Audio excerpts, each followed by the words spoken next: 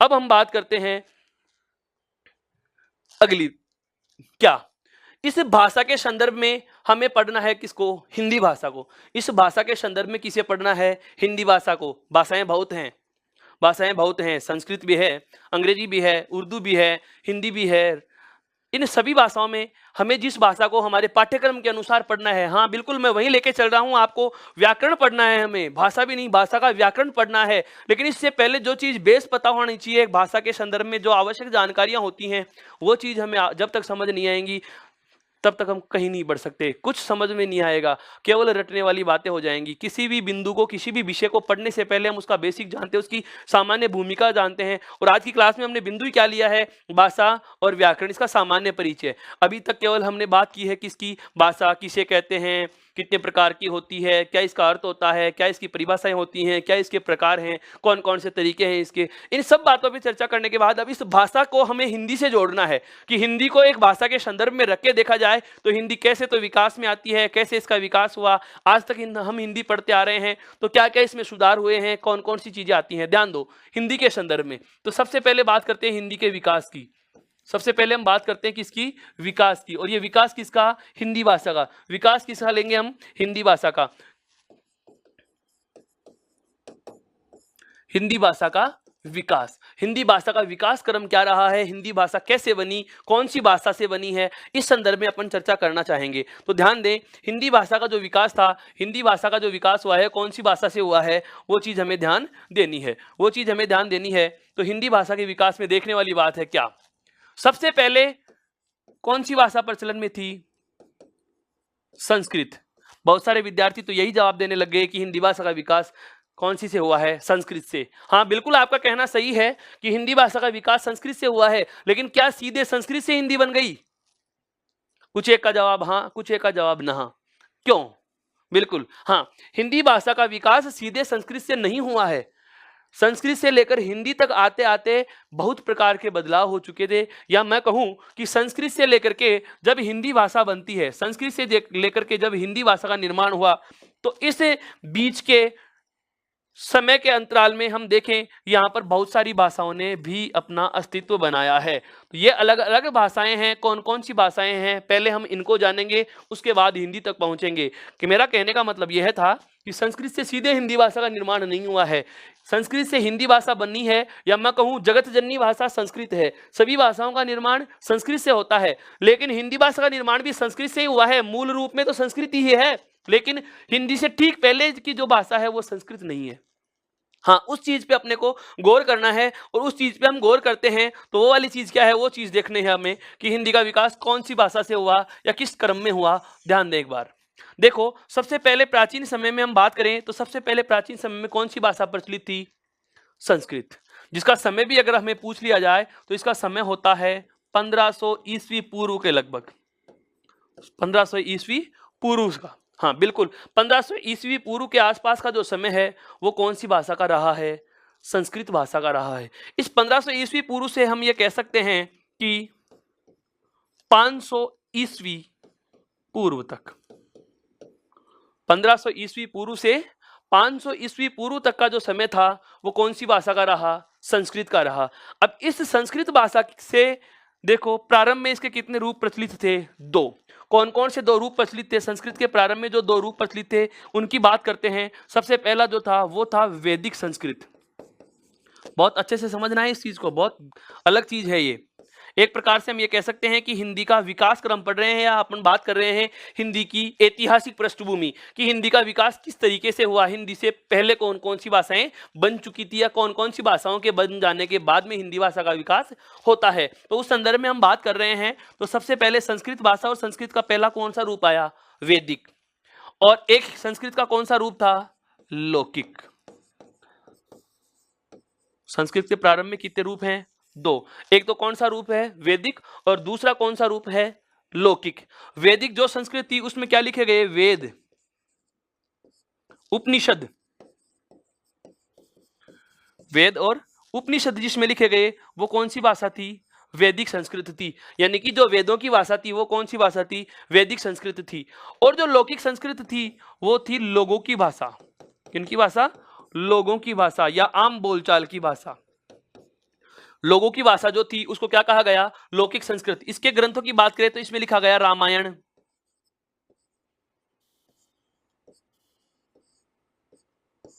और महाभारत। ये लौकिक ग्रंथ है दोनों के दोनों, जो कौन सी भाषा में लिखे गए हैं? लौकिक संस्कृत में लिखे गए। वापस से समझना इस चीज को। संस्कृत के प्रारंभ में कितने रूप प्रचलित थे? 2। कौन कौन सा? वैदिक और दूसरा कौन सा? लौकिक। अब वैदिक संस्कृत जो थी इसका रूप क्या था? कठिन था। वैदिक जो संस्कृत थी वो क्या थी? कठिन, बजाय किसके? लौकिक के। लौकिक रूप क्या था? सरल। लौकिक और वैदिक में क्या अंतर है ये समझो इसको जरा। हम बात करें वर्तमान के हिंदी के संदर्भ में। वर्तमान हिंदी के भी 2 रूप हैं, एक है साहित्यिक हिंदी और एक है लौकिक हिंदी। लौकिक हिंदी का मतलब जो आम और आप और मैं, हम बोलचाल में जिस प्रकार का हिंदी भाषा का प्रयोग कर रहे हैं वो कौन से रूप होता है? लौकिक, यानी कि लोगों के द्वारा जो बोला जाने वाला रूप है। ये पूरा परिनिष्ठित रूप नहीं होता है। इसमें यदा कदा या मैं कह सकता हूं या हम सब इस चीज को मानते भी हैं कि लौकिक रूप में अन्य भाषाओं के शब्दों का प्रयोग भी हम कर जाते हैं और क्षेत्रीय रूप के शब्दों का प्रयोग भी हम कर लेते हैं। जैसे मैं कहूं कि मैं हिंदी का इस समय कंप्लीट आपको विवरण बता रहा हूं। कंप्लीट का मतलब क्या होता है? कंप्लीट का मतलब यह होता है कि पूरा। अब कंप्लीट शब्द कौन सी भाषा का था? अंग्रेजी भाषा का था। अब कंप्लीट शब्द जो अंग्रेजी भाषा का था, हिंदी में अगर लेखन में लिखा जाए तो पुस्तक में कंप्लीट नहीं लिखेंगे, उसको समग्र लिखेंगे। तो जो लौकिक रूप या साहित्यिक रूप है, इसमें मोटा जो अंतर होता है वो यही होता है क्या? कि यह समझ के नजदीक होता है और यह साहित्य के नजदीक होता है। और जो वैदिक संस्कृति ये क्या थी? कठिन, और ये क्या थी? सरल। अब जो कठिन रूप होता है वो और ज्यादा आगे अधिक समय तक विकसित नहीं हो सकता या विकास नहीं कर पाता या उसको कठिनाई का सामना करना पड़ जाता है। इसको इस तरीके से समझिए, जैसे हमने 10वीं परीक्षा पास की। 10वीं परीक्षा पास करने के बाद सभी विद्यार्थियों ने गणित विषय नहीं चुना, सभी विद्यार्थियों ने अंग्रेजी विषय नहीं चुना। इसकी वजह क्या रही? इसकी वजह यह रही, मैं तो ये कहूंगा कि मुझे गणित कठिन लगती है या अंग्रेजी विषय मेरे लिए कठिन था, अंग्रेजी भाषा मेरे को पढ़ने में नहीं आती थी, मीनिंग याद ही नहीं होते थे। इसका मतलब यह हुआ कि जो चीज हमें कठिन लगी हमने उसको क्या कर दिया? नकार दिया, अलग कर दिया, छोड़ने की कोशिश करी, बजाय दूसरे विषय को हमने ज्यादा महत्व दिया है। ठीक उसी प्रकार से वैदिक संस्कृत जो थी वो लौकिक संस्कृत की तुलना में क्या थी? कठिन थी। इसलिए इसका और ज्यादा अधिक समय तक विकास नहीं हुआ। और लौकिक संस्कृत जो इसकी बराबर चल रही थी या वैदिक के समय में जो लोगों के द्वारा बोली जाने वाली संस्कृत का जो लौकिक रूप था, मैंने अभी भाषा की परिभाषा में आपको बताया था कि भाषा परिवर्तनशील होती है। अब यहां पर ये चीज आने वाली है, ध्यान देना, एक चीज दूसरे से मैं जोड़ के पढ़ाऊंगा। हाँ, लौकिक संस्कृत क्या है? सरल। किसकी तुलना में? वैदिक में। वैदिक रूप क्या था? कठिन। वैदिक रूप कठिन होने की वजह से ये आगे विकास नहीं कर पाया। लौकिक रूप सरल है और ये धीरे धीरे समय के साथ में बदलती गई और इस लौकिक संस्कृत से एक नई भाषा का निर्माण होता है और उस भाषा का नाम आता है पाली भाषा। समझ में आ रहा है मैं क्या कहना चाह रहा हूं? वापस से समझिए इस चीज को। प्रारंभ में संस्कृत के 2 रूप आए, वैदिक और लौकिक। वैदिक में कौन कौन से ग्रंथ लिखे गए? वेद और उपनिषद। वेद और उपनिषद कौन सी भाषा में लिखे गए? वैदिक संस्कृत में। और उसके साथ ही दूसरा रूप जो भाषा का चल रहा था वो कौन सा था? लौकिक रूप। वो कौन सा रूप था? लौकिक। और लौकिक कौन सी? लोगों की भाषा। और लौकिक भाषा में कौन से ग्रंथ लिखे गए? रामायण और महाभारत। रामायण और महाभारत। रामायण और महाभारत इस भाषा में लिखे गए। अब लौकिक रूप इस वैदिक रूप की तुलना में क्या है? सरल। वजह क्योंकि आम बोलचाल की भाषा है और भाषा परिवर्तनशील संपत्ति है। यही वजह है कि लौकिक भाषा से ही कौन सी भाषा बन जाती है? पाली। समय अगर इसे का पूछ लिया जाए कि पाली भाषा का विकास कौन से समय के आसपास से हुआ, तो पाली भाषा का विकास होता है 500 ईस्वी पूर्व से 1 ईस्वी तक। लगभग समय है, ये एग्रीगेट नहीं होता है कि इसके आसपास का समय रहा है। 5-10 साल के टाइम पीरियड में इसका विकास धीरे धीरे लौकिक का कम होता गया और पाली का विकास ज्यादा होता गया। 1 ईस्वी तक आते आते पाली भाषा का विकास भी धीरे धीरे कम हो जाएगा और आगे आने वाली भाषा जन्म लेगी। देखो कैसे कि लौकिक भाषा का विकास के बाद में कौन सी भाषा बनती है? पाली। और पाली भाषा जब विकसित होती है उस समय लगभग धर्म आ जाता है हमारा कौन सा? बौद्ध धर्म। कौन सा धर्म था? बौद्ध धर्म। अब यहां से ये हिंदी विषय का क्वेश्चन नहीं है, ये प्रश्न हमारे यहाँ इतिहास विषय में काम आ सकता है कि बौद्ध धर्म की भाषा कौन सी थी? पाली। बौद्ध धर्म को मानने वाला, जैसे हम बात करें मौर्य काल के आसपास के शासक जो रहे हैं उनका टाइम पीरियड इसी के मध्य का रहा है।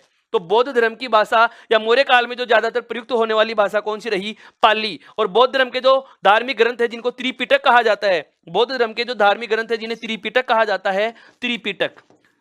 हाँ बिल्कुल, उनके नाम, हाँ नाम बता देते हैं। विनय पिटक, अभिधम्म पिटक और सुत पिटक। ये तीनों जो पिटक ग्रंथ हैं या त्रिपिटक जो ग्रंथ हैं, बौद्ध धर्म के जो पवित्र ग्रंथ हैं, वो कौन सी भाषा में लिखे गए? पाली भाषा में। वापस से प्रकाश डाल रहा हूं इस चीज पे, विकास क्रम है हिंदी का, ऐतिहासिक दृष्टिकोण है ये, कि सबसे पहले संस्कृत भाषा, संस्कृत के दो रूप हैं, लौकिक और वैदिक। लौकिक के बाद में कौन सी भाषा बनी? पाली। पाली भाषा कौन से धर्म की भाषा है? बौद्ध धर्म की, बौद्ध धर्म के आसपास की भाषा है। और इसमें ग्रंथ जो लिखे गए उन ग्रंथों का नाम है कौन सा? त्रिपिटक ग्रंथ है।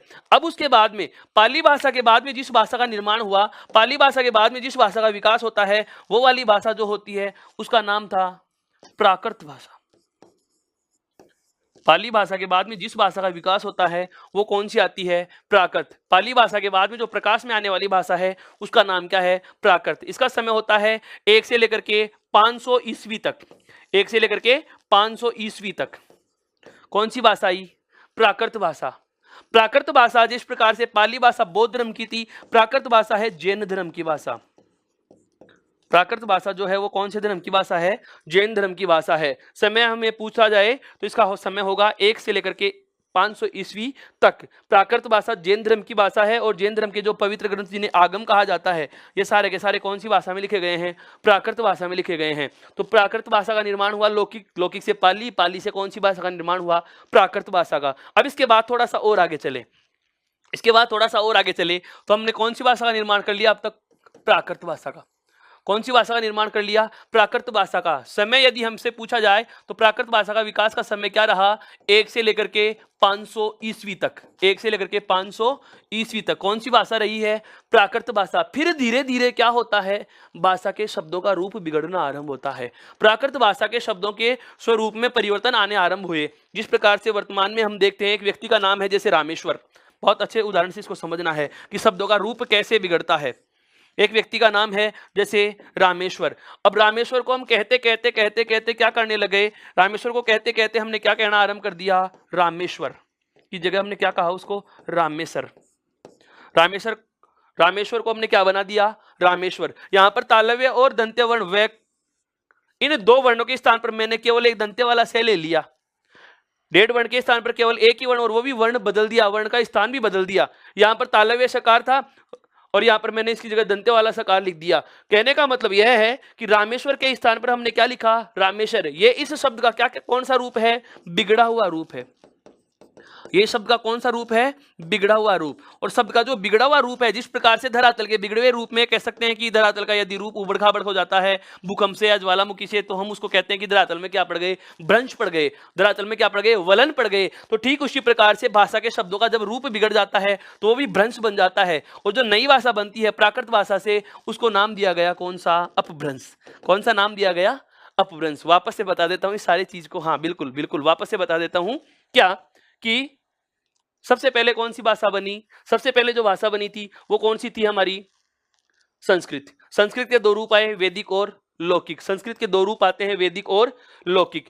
वैदिक और लौकिक के बाद में देखा हमने कि लौकिक संस्कृत से भाषा बनती है कौन सी? पाली। लौकिक संस्कृत से भाषा कौन सी बनी? पाली। पाली के बाद में बनी कौन सी? प्राकृत। और प्राकृत का धीरे धीरे क्या हो जाता है? शब्दों का रूप बिगड़ना आरंभ हो जाता है। रूप बिगड़ना आरंभ हो जाता है। और प्राकृत भाषा के जो शब्दों का रूप बिगड़ा, प्राकृत भाषा के जो शब्दों का रूप बिगड़ा, इस प्राकृत भाषा के शब्दों के रूप को बिगड़ने से हमारे पास जो नई भाषा बन के आई,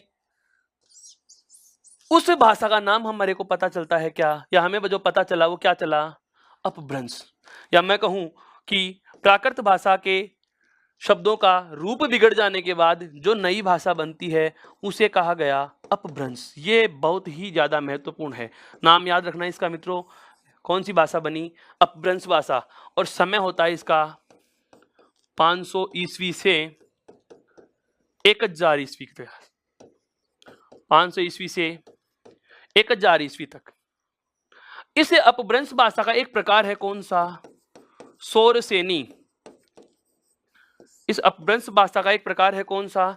सौरसेनी अपभ्रंश। वापस से समझना, लौकिक संस्कृत, लौकिक से पाली, पाली से प्राकृत, प्राकृत भाषा के शब्दों का रूप बिगड़कर हमारे जो सामने हमें जो एक भाषा देखने को मिलती है वो कौन सी मिली? प्राकृत से अपभ्रंश। अर्थात प्राकृत भाषा के शब्दों का रूप बिगड़कर नई भाषा जो बनती है वो कौन सी है? अपभ्रंश। और अपभ्रंश भाषा का एक नया प्रकार है, अपभ्रंश भाषा का एक प्रकार है कौन सा? सौरसेनी अपभ्रंश। कौन सा प्रकार है? शौरसेनी अपभ्रंश, और इस शौरसेनी अपभ्रंश से ही कौन सी भाषा बनती है? हिंदी। हाँ बिल्कुल, शौरसेनी अपभ्रंश से ही कौन सी भाषा बनी? हिंदी भाषा बनी है। वापस से बता रहा हूं, सबसे पहले तो हमने कौन सी भाषा बनाई? सबसे पहले तो देखो संस्कृत। सबसे पहले तो कौन सी भाषा बनी? संस्कृत। संस्कृत के बाद में संस्कृत का कौन सा रूप लिया? वैदिक। और एक कौन सा रूप आता है? लौकिक। एक कौन सा रूप आया? लौकिक। लौकिक के बाद में हमने कौन सी भाषा देखी? पाली। पाली के बाद में हमें जो भाषा देखने को मिलती है वह मिलती है प्राकृत। कौन सी मिलती है? प्राकृत। प्राकृत के बाद में हमें जो भाषा देखने को मिलती है वो कौन सी है? अपभ्रंश। कौन सी है? अपभ्रंश। अपभ्रंश भाषा का ही एक प्रकार है कौन सा? शौरसेनी। अपभ्रंश भाषा का ही एक प्रकार है कौन सा? शौरसेनी। और इस शौरसेनी भाषा अपभ्रंश से ही कौन सी भाषा बनी है? हिंदी भाषा। हिंदी भाषा का जो ये विकास क्रम है, हिंदी भाषा का जो ये विकास क्रम है, जो 1500 ईस्वी पूर्व से आरंभ हुआ। कब से आरंभ हुआ? 1500 ईस्वी पूर्व से आरंभ हुआ, और चलते चलते यहां तक हिंदी भाषा बनते बनते तक कौन सी ईस्वी आ गई? 1000 ईस्वी। या हम कह सकते हैं 1000 वास्तविक समय जो इसका माना जाता है साहित्य के अनुसार 1050 विक्रम संवत। क्या माना गया? 1050 विक्रम संवत के आसपास तक आते आते हिंदी भाषा का चलन या प्रचलन साहित्य में हो चुका था। तो हिंदी भाषा के विकास का हमें ऐतिहासिक दृष्टिकोण से पता चल चुका है कि हिंदी भाषा का विकास कैसे कैसे हुआ है। अभी जो हम भाषा की विशेषताओं में पढ़ रहे थे कि भाषा परिवर्तनशील है, उस चीज को भी हम यहाँ से समझ सकते हैं कि देखो, जैसे सबसे पहले संस्कृत है, संस्कृत के दो रूप हैं, वैदिक और लौकिक। संस्कृत के कितने रूप आ गए? वैदिक और लौकिक। सबसे पहले कौन सी आई? संस्कृत। संस्कृत के बाद में कौन से आ गए? वैदिक और लौकिक। लौकिक से कौन सी बनी? पाली। पाली से कौन सी बनी? प्राकृत। और प्राकृत भाषा से कौन सी भाषा बनी? अपभ्रंश। अपभ्रंश का ये कौन सा प्रकार है? शौरसेनी। और शौरसेनी से कौन सी बनती है? हिंदी। तो ये हिंदी भाषा का जो विकास क्रम रहा है, हिंदी भाषा का जो ये विकास क्रम रहा है, इसको देखने के बाद हमें पता चलता है कि हिंदी का विकास आज से लगभग 1000 वर्षों पूर्व ही हुआ, या हम कहें कि हिंदी अभी नवीन भाषा है। हिंदी अभी नवीन भाषा है। यह अपने अभी मानक स्वरूप के नजदीक तो आ गई है, या हम कह सकते हैं मानक स्वरूप तो इसने प्राप्त कर लिया है, लेकिन अभी इसमें और ज्यादा सुधार होते रहेंगे। ये नवीन भाषा है। इन सभी भाषाओं की तुलना में सबसे नई जो भाषा है वो कौन सी है? हिंदी। तो ये तो था हिंदी का कौन सा ऐतिहासिक दृष्टिकोण से इसका वर्गीकरण या इसका विकास। अब हम बात करते हैं क्या हिंदी का भौगोलिक दृष्टिकोण से अध्ययन करें कि हिंदी कहाँ कहाँ बोली जाती है, हिंदी का विकास कौन सी भाषा से हुआ। ये तो हमें पता चल चुका। अब अगला सवाल ये आता है कि हिंदी का विकास कहाँ हुआ? हिंदी का विकास कहाँ हुआ, या हिंदी कहाँ कहाँ प्रयोग में ली जाती है, हिंदी कहाँ बोली जाती है। तो इस चीज को ध्यान से समझने के लिए हम बात करते हैं हिंदी हमारे भारत में कौन से स्थान में बोली जा रही है? मध्य भारत में। कहाँ बोली जाती है? मध्य भारत में। ये कह सकता हूं कि वो तो ऐतिहासिक दृष्टिकोण था और ये हिंदी का एक भौगोलिक दृष्टिकोण आ गया। अब हम बात करेंगे हिंदी की किस संदर्भ से? भूगोल के संदर्भ से। हिंदी को भौगोलिक दृष्टि से अब बात करें कि हिंदी का विकास कौन से क्षेत्र में हुआ है, तो गंगा यमुना का जो मैदानी भाग था इसमें हिंदी भाषा का विकास होता है। और हिंदी भाषा का जो विकास मध्य भारत में हुआ, इसमें अगर राज्यों की भी बात कर दी जाए तो मोटे मोटे 10 राज्यों के नाम हमें याद रखने हैं। और वो कौन कौन से हैं? देखिए, झारखंड, बिहार, राजस्थान, हरियाणा, दिल्ली, छत्तीसगढ़,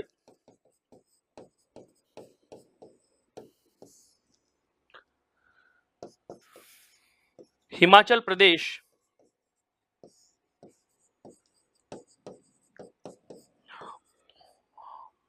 उत्तर प्रदेश,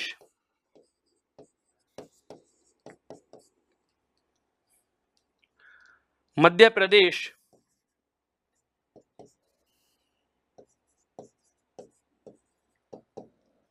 और उत्तराखंड।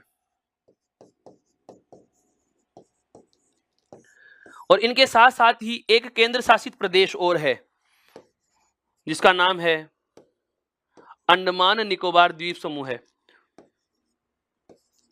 अंडमान निकोबार। ये क्षेत्र वो हैं जहां पर हिंदी भाषा को प्रयोग में लिया जाता है, या मैं कह सकता हूं संविधान के जो भाषाई आधार पर 3 प्रकार के जो राज्य बने थे, क श्रेणी के, ख श्रेणी के और ग श्रेणी के, तो ये सारे के सारे 10 राज्य इस अंडमान और निकोबार सहित क्या होते हैं, एक ही श्रेणी में रखे गए हैं।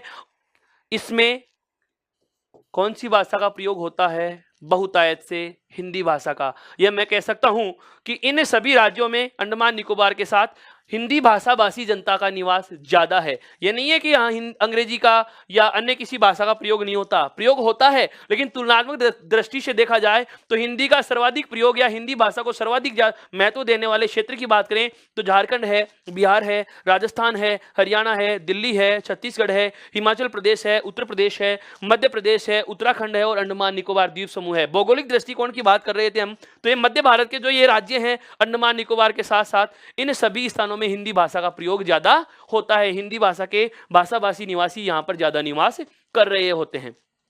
ये कौन सा है इसका भौगोलिक दृष्टिकोण से। अब थोड़ा सा हम बात करना चाहेंगे, हाँ बिल्कुल, राजस्थान, हाँ राजस्थान में भी हिंदी भाषा का प्रयोग होता है। राजस्थान में राजस्थानी भाषा का भी प्रयोग होता है, जिसकी बोलियां भी हैं, वो सब बाद में आएंगी। पहले हमें केवल हिंदी भाषा के संदर्भ में चर्चा करनी है।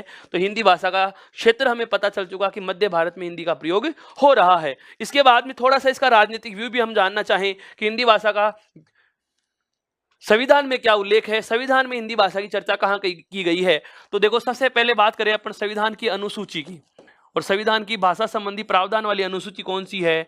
8। तो भारतीय संविधान की अनुसूची 8 में हिंदी को स्थान दिया गया है। तो सबसे पहली बात तो क्या गई कि हिंदी भाषा को अनुसूची 8 में स्थान है या स्थान दिया गया। एक बात तो हमें यह याद रखनी है, संविधान के दृष्टिकोण से या राजनीतिक दृष्टिकोण से। वापस से समझना, हिंदी को हमने पढ़ना आरंभ किया है भाषा से जोड़ते हुए। हमें पता चल गया कि भाषा क्या होती है, कितने प्रकार होते हैं, क्या उसकी विशेषताएं, क्या उसका विकास क्रम होता है, कितने प्रकार की होती है। उसके बाद में हिंदी का हम विकास पढ़ना चाह रहे हैं, तो हिंदी भाषा का विकास कौन सी ऐतिहासिक दृष्टिकोण से हुआ। उसके बाद में इसका भौगोलिक दृष्टिकोण हमने देखा। अब इसका राजनीतिक व्यू से हम देखें तो संविधान में इसको कहाँ कहाँ जगह दी गई है, तो अनुसूची 8 में स्थान दिया गया है। दूसरी बात, ये चीजें आप पॉलिटिकल साइंस में हालांकि बहुत अच्छे से पढ़ोगे, हमें सिर्फ विषय के अंतर्गत अपने को ये चीज देखनी है, क्योंकि कई बार पटवार में, कई बार पुलिस एसआई में ये चीजें पूछी जा सकती हैं, या देखा जाता है जैसे रिट में भी इस प्रकार के प्रश्नों पर ज्यादा फोकस हो जाता है। भाषा संबंधी पेपर होता है, राजभाषा संबंधी प्रावधान, द्वितीय श्रेणी अध्यापक भर्ती परीक्षा में सिलेबस में एक अपने आप में बिंदु जुड़ा हुआ है। हिंदी भाषा के सब्जेक्ट के पेपर में एक ये पार्ट चलेगा हमारे, कौन सा, कि हिंदी भाषा का संवैधानिक उल्लेख और राजभाषा संबंधी अधिनियम। तो राजभाषा संबंधी अधिनियमों के बारे में वो आएगी। तो वो चीजें हम राजनीति विज्ञान में पढ़ते हैं, संविधान में अपन पढ़ते हैं, लेकिन उसके अलावा हमें थोड़ा सा जो ध्यान रखना है वो कौन सा है। एक तो अनुसूची 8 में इसको स्थान दिया गया है। इसके अलावा संविधान का कौन सा भाग 17, संविधान का भाग 17, जहां पर हिंदी को कौन सी भाषा का दर्जा दिया गया है? राजभाषा का। हिंदी को कौन सी भाषा का दर्जा दिया गया है? राजभाषा का दर्जा दिया गया है। और इस राजभाषा से संबंधित जो अनुच्छेद हैं 343 से लेकर के अनुच्छेद 351 तक, अनुच्छेद 343 से लेकर के 351 तक जो उल्लेख किया गया है, राजभाषा संबंधी प्रावधानों का उल्लेख किया गया है संविधान के भाग 17 में, वहां यहाँ भी हिंदी को स्थान मिलता है। तो ये हिंदी का हमने संवैधानिक दृष्टिकोण देखा है, ये हिंदी का हमने संवैधानिक उल्लेख किया है कि संविधान में हमारी हिंदी भाषा को कहाँ पर स्थान दिया गया है। और ये 351 जो एक प्रकार से मूल कर्तव्य में भी इसको गिनते हैं, कई बार मूल कर्तव्य में नहीं गिनते, नीति निर्देशक तत्वों में भी इसको जोड़ के पढ़ लिया जाता है कि प्रत्येक राज्य का ये कर्तव्य होगा कि वहाँ की राजभाषा का विकास करे। प्रत्येक राज्य के निवासियों का भी ये कर्तव्य होता है कि वो अपनी मातृभाषा और राजभाषा का अस्तित्व बचाए रखें। तो इस प्रकार के जो भाषा संबंधी प्रावधान हैं, जो अनुसूची 8 में इसका उल्लेख है, ये हमारी भाषा या हमारी हिंदी भाषा के संवैधानिक दृष्टिकोण को या इसके संवैधानिक महत्व को उजागर करता है। तो दोस्तों, यहाँ तक तो केवल हिंदी का क्या था, विकास क्रम था कि ऐतिहासिक दृष्टिकोण से, भौगोलिक दृष्टिकोण से और राजनीतिक दृष्टिकोण से हिंदी भाषा कौन सी भाषा से बनी, कब बनी, हिंदी भाषा का विकास कौन सी भाषा से हुआ, इस संदर्भ में एक प्रश्न पूछा जा सकता है। अब विकास में से प्रश्न कहां से आएंगे, उस चीज को भी हमें ध्यान में देना है। अगर सवाल आपसे पूछ लिया जाए कि हिंदी भाषा का विकास कौन सी भाषा से हुआ, और यदि विकल्प में संस्कृत भी दे दिया जाए, समझना मैं प्रश्न बोल रहा हूं बहुत अच्छा, विकास के संदर्भ में पूछा गया प्रश्न है, बहुत बार दोहराया गया है इस प्रश्न को, हिंदी भाषा का विकास हुआ है, और विकल्प सुनना, संस्कृत से, अपभ्रंश से, सौर से नहीं अपभ्रंश से, उपरोक्त सभी। हाँ, प्रश्न वापस से दोहरा रहा हूं, हिंदी भाषा का विकास हुआ है संस्कृत से, अपभ्रंश से, सौर से नहीं अपभ्रंश से, उपरोक्त में से कोई नहीं। संस्कृत अपभ्रंश, सौरसेनी अपभ्रंश। बिल्कुल इसका आंसर होगा सौरसेनी अपभ्रंश। क्यों? क्योंकि हम नजदीकी जवाब को पहले चुनेंगे। यदि हमारे विकल्प में सौरसेनी अपभ्रंश नहीं होता तो हमारा जवाब होगा अपभ्रंश। यदि अपभ्रंश और सौरसेनी अपभ्रंश दोनों ही यदि जवाब में नहीं होंगे तो केवल एक ही जवाब हमारे पास बचता है, वो कौन सा होता है? संस्कृत। दूसरा जो प्रश्न इसका बनता है भाषा के क्षेत्र के आधार पर कि भाषा कौन से, हिंदी भाषा जो है वो कौन से क्षेत्र में बोली जाती है, तो जवाब होता है मध्य भारत में। हिंदी भाषा के प्रयोग करने वाले श्रेणी के राज्यों में कौन सा है और नहीं है, इस संदर्भ में भी प्रश्न पूछा गया है। तो इन 10 राज्यों में से आपको 3 राज्य दे करके एक अन्य राज्य का नाम भी हमें मिल सकता है, या क्या करेगा, इन 10 में से किसी एक राज्य का नाम ले लिया जाएगा और 3 अन्य राज्यों के नाम देकर के भी प्रश्न के विकल्प बनाए जा सकते हैं। तो इन बातों का जरा हमें ध्यान रखना होगा। और उसके बाद में संवैधानिक प्रावधानों में कौन सी अनुसूची में इसे स्थान दिया गया है? अनुसूची 8 में। कौन से भाग में राजभाषा का उल्लेख है? 17 में। हाँ बिल्कुल आपका कहना मैं समझ गया, राजभाषा क्या होती है इसके बारे में हम अभी बात करने वाले हैं। भाग 17 में इसको स्थान दिया गया है। अनुच्छेदों की बात करें तो अनुच्छेद 343 से लेकर के 351 तक, 343 से लेकर के 351 तक ये कुल 8 अनुच्छेद जो हैं वो 8 अनुच्छेद किसको हाँ बिल्कुल, हाँ इसको महत्व प्रदान करते हैं। ये 8 के 8 अनुच्छेद राजभाषा संबंधी हैं। अब आगे बढ़ते हैं हम, देखिए इसमें भाषा का स्वरूप बता रहा हूं। बिल्कुल अभी जो शब्द आया है उसके संदर्भ में समझना। देखो एक तो होती है बोली, एक होती है भाषा, एक होती है मातृभाषा, एक होती है राजभाषा और एक होती है राष्ट्रभाषा। ये स्वरूप समझना भाषा का बहुत अच्छी चीज है, ये आवश्यक है, हमें जानना जरूरी है। हाँ बिल्कुल, भाषा के स्वरूप की हम बात करें तो ये कुछ एक पारिभाषिक शब्द हैं। मोटे तौर पर देखा जाए तो प्रथम परिचय में तो हमें लगता है कि सारी चीजें एक ही होंगी, चलो एक नहीं है। फिर हमें ये लगता है कि ये दोनों एक होंगी, राजभाषा और राष्ट्रभाषा। फिर पता लगा कि ये दोनों भी एक नहीं है, ये दोनों भी एक नहीं है। फिर लगता है कि ये तो कोई चीज है ही नहीं। तो क्या है बोली, क्या है भाषा, क्या है मातृभाषा, कौन सी है राजभाषा, क्या है राष्ट्रभाषा? तो इस संदर्भ में हम बात करना चाहें तो सबसे पहले बात करते हैं किसकी? बोली की, कि बोली किसे कहा जाता है। तो बोली और भाषा जो है इन दोनों में एक संबंध पाया जाता है। क्या? बहुत सारी बोलियां मिलकर के किसका निर्माण करती हैं? भाषा का निर्माण करती हैं। बहुत सारी बोलियों को समाहित करके क्या बनाई जा सकती है? भाषा बनाई जा सकती है। बोली का जो क्षेत्र होता है वो सीमित होता है। बोली का जो क्षेत्र होता है वो क्या होता है? सीमित। हाँ हाँ बिल्कुल बिल्कुल बिल्कुल, इसमें क्षेत्रीय अंतर ही पाया जाता है। बिल्कुल समझ में आ गया। हम इसको ये कह सकते हैं कि इसमें क्या अंतर पाया जाता है? क्षेत्रीय अंतर पाया जाता है। क्या? कि इसका क्षेत्र तो क्या होता है? कम, और इसका क्षेत्र क्या होता है? ज्यादा। इसका क्षेत्र क्या होता है? ज्यादा। भाषा और बोली में एक ही फर्क पाया जाता है, एरिया का। जैसे मैं कहूं संपूर्ण राजस्थान की अगर हम बात करते हैं, हमारे संपूर्ण राजस्थान की बात करते हैं, ये विषम कोणीय चतुर्भुज के रूप में हम राजस्थान का एक मैप का अनुमान लेते हैं। इस राजस्थान के मैप की अगर अपन बात करें तो जैसे ये जयपुर वाला एरिया ढूंढाड़ी भाषा का है। कौन सी भाषा का है? ढूंढाड़ी भाषा का है। इसके बाद में जैसे यहाँ बात करी जाए उदयपुर वाला ये क्षेत्र जो है वो कौन सी भाषा में आ रहा है? मेवाड़ी भाषा में। कौन सी भाषा में आ रहा है? मेवाड़ी में।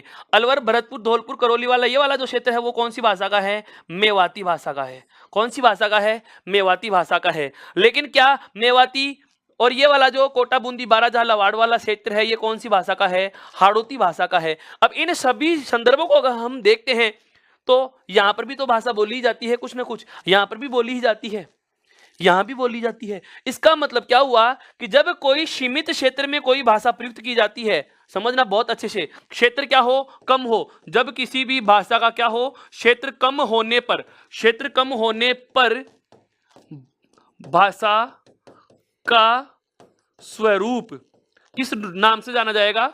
बोली के नाम से जाना जाता है। समझ में आया होगा ये बहुत अच्छे से। अगर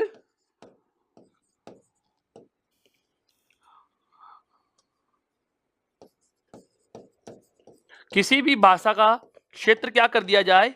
सीमित कर दिया जाए, कम कर दिया जाए, मिनिमाइज इसको कर दिया जाता है। अब समझना मेरे हाथ की मुट्ठी से, यह है बोली, और धीरे धीरे जैसे ही इस बोली का विकास होगा, इसका क्षेत्र बढ़ता जाएगा, इसका क्षेत्र बढ़ता जाएगा। जैसे ये मेवाड़ी है, अब ये केवल इतने से भाग पे बोली जा रही है, तो भाषा के संदर्भ में ये क्या है? बोली। संपूर्ण राजस्थान में कौन सी भाषा बोली जा रही है? राजस्थानी। संपूर्ण राजस्थान में कौन सी भाषा बोली जा रही है? राजस्थानी। संपूर्ण राजस्थान की कौन सी भाषा है? राजस्थानी। तो अब राजस्थानी का जो क्षेत्र है उसकी तुलना में मेवाड़ी का, हाड़ौती का, मेवाती और इस ढूंढाड़ी भाषा का क्षेत्र क्या है? सीमित है। तो ये जो मेवाड़ी, हाड़ौती, मेवाती और जो ढूंढाड़ी है वो है राजस्थानी की बोलियां। हाँ, और राजस्थानी क्या हो जाएगी? भाषा। मेरा मतलब यह है कि इसका क्षेत्र क्या होता है? सीमित, और इसका क्षेत्र क्या होता है? व्यापक या अधिक या ज्यादा। तो इन दोनों का अंतर समझ में आ गया कि जब बोली का क्षेत्र, इस पे गौर करना कि जब बोली का क्षेत्र बढ़ता जाता है तो धीरे धीरे वो किस में बदल जाती है? भाषा में बदल जाती है। और यदि भाषा का क्षेत्र धीरे धीरे कम होता जाए, और यदि भाषा का क्षेत्र कम होता जाता है तो धीरे धीरे अंतिम रूप में आकर के वो क्या रह जाती है? बोली रह जाती है। दोनों चीजें समझ में आ चुकी होंगी क्या? कि यदि बोली के क्षेत्र को व्यापक कर दिया जाए तो वो क्या बन जाएगी? भाषा। और यदि भाषा के क्षेत्र को कम कर दिया जाए, तो वो क्या बच जाती है? बोली बच जाती है, बोली रह जाती है। ये दोनों चीजें समझ में आ गई। अगली बात आती है किसकी? मातृभाषा की। मातृभाषा। मातृभाषा क्या होती है? तो ध्यान देना, मातृभाषा है जो माता के मुख से सीखते हैं। मातृभाषा के संदर्भ में कहेंगे जो हम माता के मुख से सीखते हैं।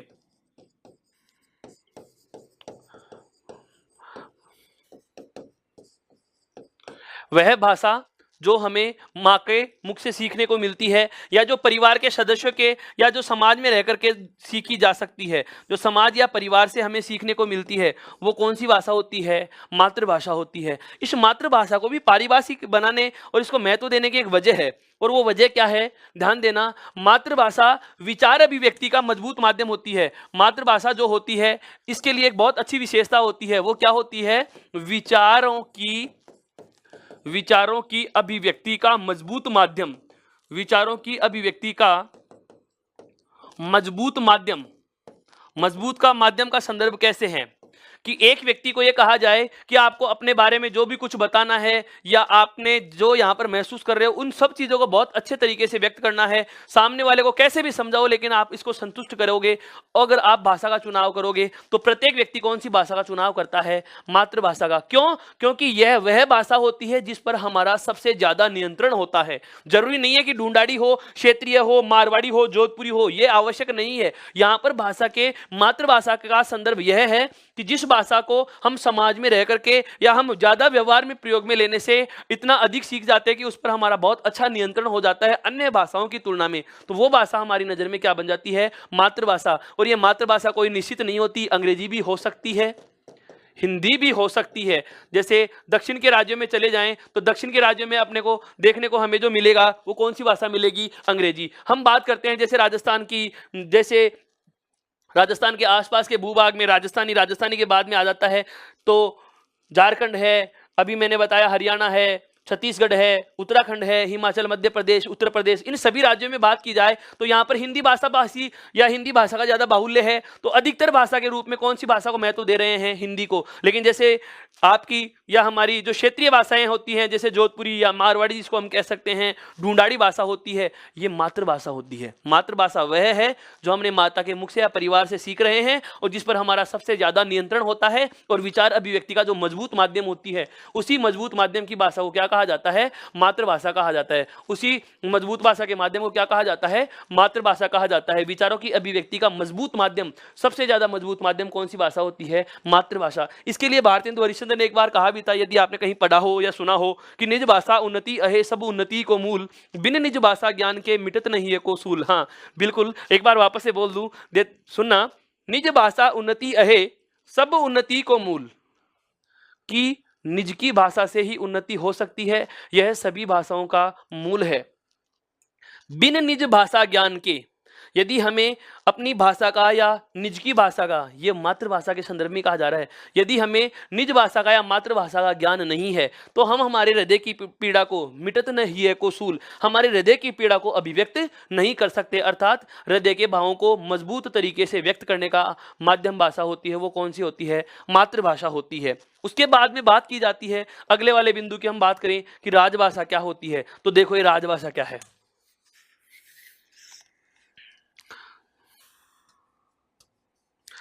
राजभाषा होती है शासन की भाषा, या आप इसे कह सकते हैं प्रशासन की भाषा।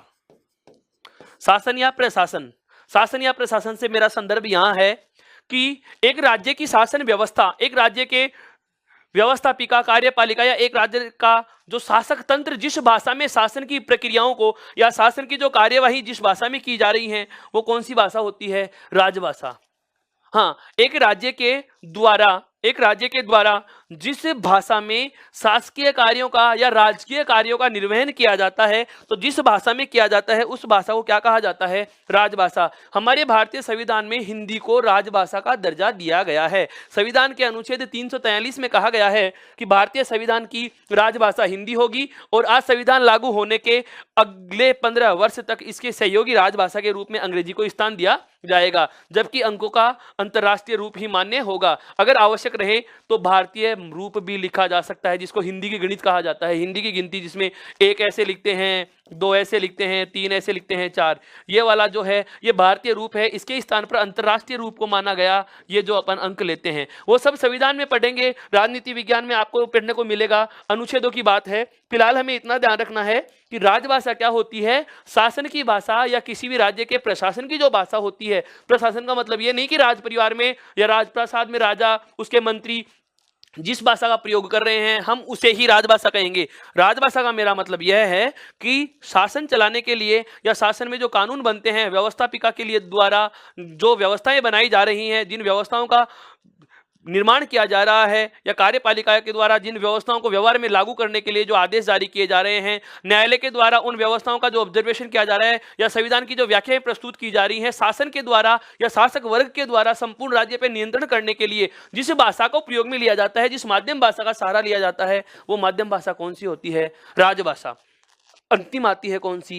राष्ट्रभाषा। राष्ट्रभाषा कहा जाता है किसी भी राष्ट्र की संपूर्ण जनता द्वारा बोली जाने वाली भाषा।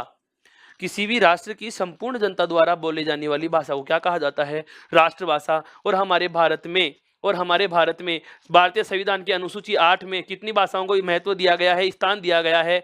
22 भाषाओं को। 22 भाषाओं को हम भारतीय संविधान में स्थान देते हैं। इसका मतलब यह हुआ कि भारतीय संविधान में कोई भाषा राष्ट्रभाषा नहीं है। हमारे भारतीय संविधान में कोई धर्म भारतीय संविधान का धर्म नहीं है। कहने का मतलब राष्ट्र धर्म और राष्ट्रभाषा की बात की जाए तो इस संदर्भ में भारतीय संविधान में अनेक धर्मों को और अनेक भाषाओं को बराबर का दर्जा दिया गया है। बस इतना सा ध्यान रखना है कि जैसे विदेशी राज्य होते हैं, जैसे फ्रांस में फ्रेंच को, हाँ बिल्कुल फ्रांस में फ्रेंच है, जैसे अरेबिक राज्य हैं जिसमें अरबी भाषा को, बहुत सारे राज्य हैं जो भाषाई आधार पर बने हुए हैं। तो किसी भी राष्ट्र की संपूर्ण जनता द्वारा यदि कोई भाषा को प्रयोग में लिया जाता है या किसी भी राष्ट्र की अधिकांश जनता द्वारा किसी भाषा को बोला जाता है तो वो वाली भाषा कौन सी कहलाती है? राष्ट्रभाषा। ये सारी बातें आपके समझ में आ चुकी होंगी। मैं वापस से बात करना चाहूँ कि भाषा के स्वरूप में मैंने बताया आपको कौन सी, बोली क्या है, भाषा क्या है, उसके बाद मातृभाषा क्या है, राजभाषा क्या है और राष्ट्रभाषा क्या है। बोली क्षेत्र सीमित होता है, बोली क्षेत्र सीमित होता है, बहुत सारी बोलियों को मिलाकर के एक भाषा का निर्माण होगा। जब किसी बोली का क्षेत्र व्यापक हो जाता है तो वो धीरे धीरे किसमें बदल जाती है? भाषा में बदल जाती है। मातृभाषा वह भाषा जो हम माता के मुख से सीखते हैं या परिवार के सदस्यों के द्वारा हमें अनुकरण के द्वारा जो भाषा सीखने को मिलती है वो कौन सी भाषा होती है? मातृभाषा होती है। मातृभाषा विचार अभिव्यक्ति की मजबूत भाषा होती है। उसके बाद हमने पढ़ा राजभाषा। राजभाषा होती है वह भाषा जिसके द्वारा किसी भी राज्य का शासन चलता हो या वह भाषा जिसके द्वारा प्रशासन चलाया जाता है, तो वो भाषा कौन सी भाषा होती है? राजभाषा। उसके बाद में हमने लास्ट में देखा क्या? राष्ट्रभाषा क्या होती है? किसी भी राष्ट्र की संपूर्ण जनता या किसी भी राष्ट्र की अधिकांश जनता द्वारा जिस भाषा को प्रयोग में लिया जाता है वो भाषा कौन सी कहलाती है? राष्ट्रभाषा। तो ये संदर्भ जो इतनी सारी चर्चाएं थी ये सब के सब किसके संदर्भ में थी? भाषा के संदर्भ में। यहाँ तक यदि आपको कोई दिक्कत नहीं है तो अब अपन बात करते हैं अगले बिंदु पर, और अगला बिंदु जो हमारा है वो कौन सा है? व्याकरण। बिल्कुल पाठ्यक्रम के नजदीक लेके आ रहा हूं आपको, जोड़ते हुए अपन क्रम वाइज चल रहे हैं, क्रमानुसार चल रहे हैं, किसी भी एक चीज को हम लांघते हुए नहीं चलेंगे। बहुत सारे विद्यार्थियों की ये भी सोच रहती है कि ये चीज हमारे पाठ्यक्रम में है ही नहीं तो पढ़ाया क्यों जा रहा है। ध्यान देना, अगर हमारे पाठ्यक्रम में हिंदी शब्द लिख दिया गया तो ये सारी चीजें हमारे सिलेबस में शामिल हो जाती हैं, जिनकी अपन ने पूर्व में चर्चा की है। किसी भी परीक्षा के लिए ध्यान रखना है, ये बहुत ही महत्वपूर्ण बात है कि उस विषय का बेसिक परिचय, उस विषय की सामान्य जानकारी पाठ्यक्रम में न होते हुए भी होती है। क्यों? क्योंकि पाठ्यक्रम के सभी बिंदुओं का जो विकास होता है वो उस मूल परिचय से ही निकल के आता है। अभी मैं देखना सारी चीजों को वहीं से जोड़ जोड़ के निकालूंगा, अभी मैं सारी चीजों को वहीं से जोड़ जोड़ के निकालूंगा। और उस चीज को निकालने के लिए अभी अपन बात कर रहे हैं कहां से शुरू करना, व्याकरण से। व्याकरण क्या चीज होती है? देखो, व्याकरण की बात करना चाहें अपन कि व्याकरण किसे कहा जाता है, क्या होता है, वो समझो। सबसे पहले हम बात करें इसके शब्द की, तो देखो व्याकरण जो शब्द है वो बनता है वी प्लस आ प्लस करण से। व्याकरण जो शब्द है वो किससे बना है? वी प्लस आ प्लस करण से मिलकर के बनता है। या मैं कह सकता हूं कि व्याकरण शब्द इन तीन शब्दों का योग है, वी, आ और करण। इसका शाब्दिक अर्थ यदि पूछा जाए तो व्याकरण शब्द का शाब्दिक अर्थ होता है क्या? भली भांति समझना। व्याकरण शब्द का जो शाब्दिक अर्थ होता है वो क्या होता है? भली भांति समझना। वापस से बता रहा हूं, व्याकरण जो शब्द है वो बनता है वी प्लस आ प्लस करण से। व्याकरण जो शब्द है वो बनता है वी प्लस आ प्लस करण से, और व्याकरण शब्द का जो शाब्दिक अर्थ है वो क्या है? भली भांति समझना। अब उसके बाद में बात आती है कि व्याकरण ये है क्या चीज, परिभाषा क्या होती है, व्याकरण कहें किसको? तो हम व्याकरण की क्या पढ़ा करते हैं? एक पुस्तक पढ़ते हैं। क्या पढ़ते हैं? एक पुस्तक। हम कह सकते हैं कि व्याकरण एक विधा है, विधा। व्याकरण क्या है? एक विधा है। ये एक प्रकार से पुस्तक के पर्यायवाची शब्द भी हैं। हाँ, हमारे जो अब शब्दों में पर्यायवाची और विलोम शब्द आएंगे तो बहुत सारी चीजें मैं आपको वैसे ही बताता चलूंगा साथ के साथ। जैसे अपन किसी व्याकरणिक बिंदु पे बात करेंगे तो कई बार हम किसी शब्द के पर्यायवाची शब्द को भी बोल देंगे, तो उन चीजों को आपको ध्यान में रखते हुए चलना है कि व्याकरण में क्या है, उसकी परिभाषा क्या हो रही है, इन चीजों को आपको ध्यान में रखना है। जैसे मैं यहाँ पर पुस्तक का पर्यायवाची शब्द लिखते हुए प्रयोग में ले रहा हूं, पुस्तक, विधा, कृति, बिल्कुल, कृति, संस्करण या रचना, इसे ग्रंथ भी कहा गया है। बहुत अच्छा नाम है ये। व्याकरण को ग्रंथ भी कहा गया है, और क्यों कहा गया है उसका भी अभी मैं आपको कारण बताता हूं। व्याकरण को ग्रंथ भी कहा जाता है। वापस से बता रहा हूं, व्याकरण की हम क्या पढ़ते हैं? एक पुस्तक पढ़ते हैं। व्याकरण को विधा कह सकते हैं, कृति, संस्करण, रचना या ग्रंथ कह सकते हैं। ग्रंथ क्यों कहा गया? मूल भाषा भी मैंने आपको बताई थी, कौन सी है? संस्कृत। मूल भाषा क्या है? संस्कृत। और संस्कृत के जो व्याकरण लिखी थी, किसने लिखी थी? पाणिनि महोदय ने। किसने लिखी थी? पाणिनि महोदय ने, जिसका ग्रंथ का नाम है अष्टाध्यायी। क्या नाम है? अष्टाध्यायी। अब अष्टाध्यायी जो व्याकरण की पुस्तक है, इसे क्या कहा गया है? ग्रंथ कहा गया है। अर्थात इस पर्याय शब्द में मैं यहाँ पर ले रहा हूं कि व्याकरण को आप एक ग्रंथ भी कह सकते हो। क्या कह सकते हो? ग्रंथ भी कह सकते हैं। मेरा कहने का आशय यह है कि व्याकरण एक पुस्तक है, एक विधा है, एक कृति, रचना, संस्करण क्या है? ग्रंथ है। और ये ग्रंथ क्या करता है? व्याकरण जो ग्रंथ है ये हमें तीन बातें सिखाता है। कितनी बातें सिखाता है? तीन बातें सिखाता है। वो तीन बातें कौन कौन सी हैं वो देखो। सबसे पहली बात, व्याकरण जो हमें तीन बातें सिखा रहा है, उन तीन बातों की बात कर रहा हूं कि हमें तीन बातें कौन कौन सी सिखाता है। उन तीन बातों की बातों में सबसे पहले बात क्या, कि किसी भी भाषा को आप शुद्ध बोलोगे कैसे। व्याकरण जो है वो हमें क्या बताता है? किसी भी भाषा को शुद्ध बोलना, कि कौन सी बात व्याकरण में किस तरीके से बोली जाएगी, कौन सी बात व्याकरण में किस तरीके से बोली जाएगी। मेरा कहने का मतलब यह है कि व्याकरण हमें सबसे पहली जो चीज सिखाता है, या व्याकरण नामक जो पुस्तक होती है, उस पुस्तक से हमें जो सबसे पहली चीज सीखने को मिलती है वो क्या मिलती है? शुद्ध बोलना। किसको? भाषा को। किसको? भाषा को। एक चीज। दूसरी बात हमें जो व्याकरण से सीखने को मिलती है, शुद्ध लिखना। दूसरी बात जो हमें सीखने को मिलती है वो क्या मिलती है? शुद्ध लिखना। वापस से बोल रहा हूं, भाषा, प्रत्येक भाषा को बोलने और सुनने, या हम बात करें अभिव्यक्त करने के जो तरीके होते हैं, उसमें कई बार व्यक्ति बहुत प्रकार के अशुद्ध शब्दों का उच्चारण कर जाता है, कई बार व्यक्ति शुद्ध शब्दों का उच्चारण कर जाता है। तो कौन सा शब्द शुद्ध है, कौन सा शब्द अशुद्ध है, कौन सी बात या कौन सा उच्चारण उसका शुद्ध होगा, कौन सी बात या कौन सा उच्चारण उसका अशुद्ध होगा। तो इस प्रकार से किसी भी भाषा को शुद्ध बोलना और उसको किसी प्रकार से शुद्ध लिखना, या मैं कहूं कि कौन सा वाक्य या कौन सा शब्द आपने शुद्ध लिखा है, कौन सा वाक्य या कौन सा शब्द आपने अशुद्ध लिखा है। तो किसी भी प्रकार के किसी शब्द का शुद्ध बोलना और लिखने को मैं ये कह सकता हूं उच्चारण, और लिखने को कह सकता हूं लेखन। दो चीजें, और इन दोनों चीजों को जोड़ते हुए जो तीसरी बात महत्वपूर्ण में आती है, और उसके लिए हम एक शब्द काम में लेते हैं, क्या कि भाषा का आप व्यवहारिक जीवन में शुद्ध प्रयोग कैसे करोगे। वापस से समझना, इन दोनों चीजों को मैं यहां पर समाहित करते हुए तीसरा प्रकार बोल रहा हूं। भाषा का जो व्याकरण होता है, प्रत्येक भाषा का अपना अपना निश्चित व्याकरण है, निश्चित एक लिपि हुआ करती है। तो जो व्याकरण होती है एक पुस्तक होती है, और जो व्याकरण रूपी जो पुस्तक होती है प्रत्येक भाषा की तीन चीजें हमें सिखाता है, या तीन चीजें हमें बताता है। कौन कौन सी? कि उस भाषा का आप शुद्ध उच्चारण कैसे करोगे, उस भाषा का आप शुद्ध लेखन कैसे करोगे, या मैं कहना चाहूंगा कि प्रत्येक भाषा की जो व्याकरण होती है वो हमें कौन कौन सी बातें बताती है कि आप उस भाषा का शुद्ध बोलोगे कैसे या शुद्ध लिखोगे कैसे, उसका शुद्ध उच्चारण या शुद्ध लेखन, या मैं कहूं कि उसको व्यवहारिक जीवन में शुद्ध तरीके से कैसे प्रयोग में करना है।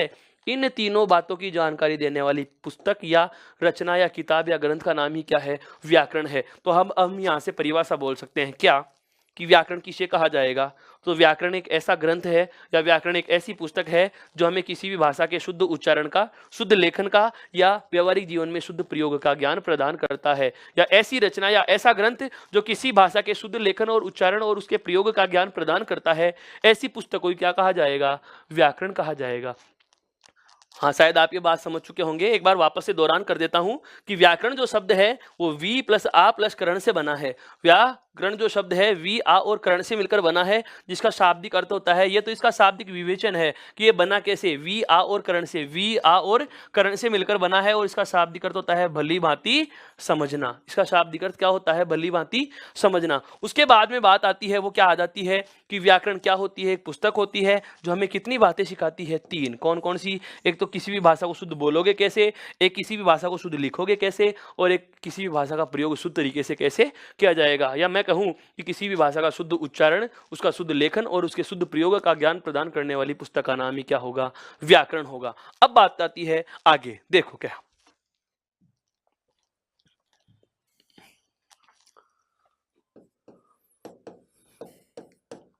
व्याकरण के अंग, व्याकरण के अंग, व्याकरण के पार्ट की बात करेंगे। और व्याकरण के अंग जो होते हैं वो कितने होते हैं? तीन। अब ये तीन क्यों हुए, इस चीज को समझने के लिए हमें एक बिंदु और समझना होगा। कौन सा? भाषा के अंग।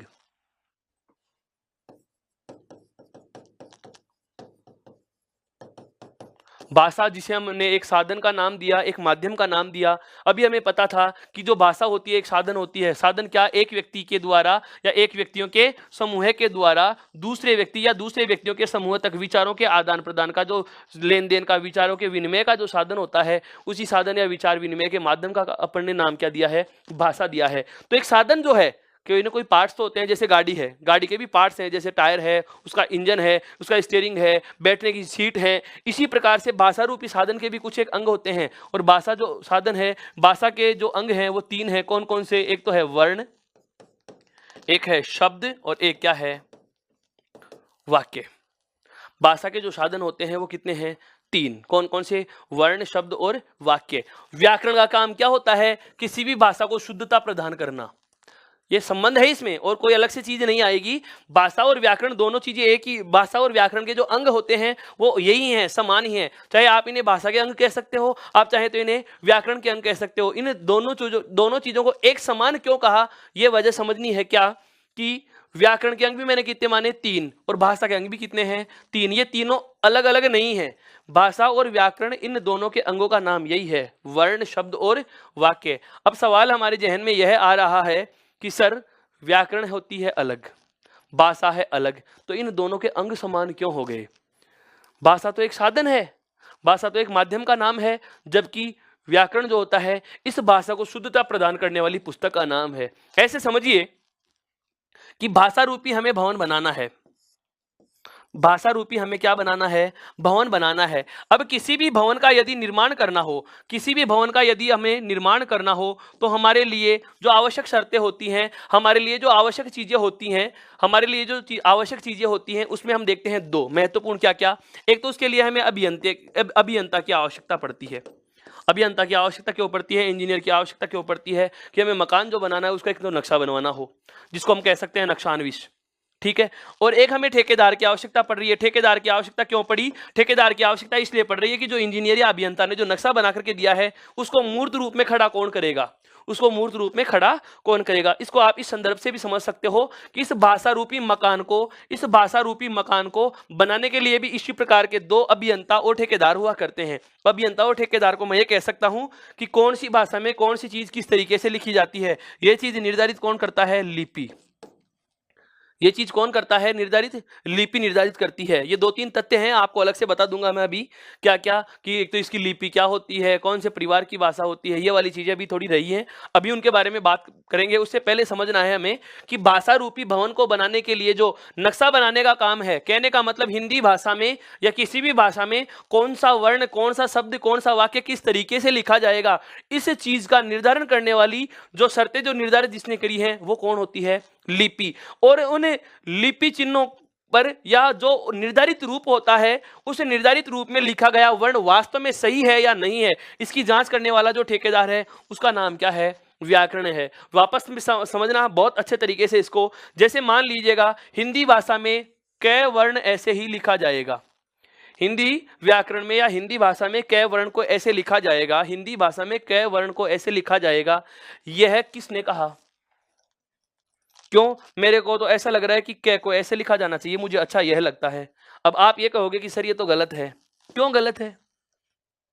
आप कह दोगे सर ऐसे लिखा जाता है इसलिए गलत है। लेकिन ये कहा किसने कि ऐसे लिखा जाएगा? हिंदी भाषा में कौन सा वर्ण किस तरीके से, कौन से ध्वनि चिन्ह को आप किस तरीके से लिपिबद्ध करोगे, इस चीज का निर्धारण किसने किया है? लिपि ने।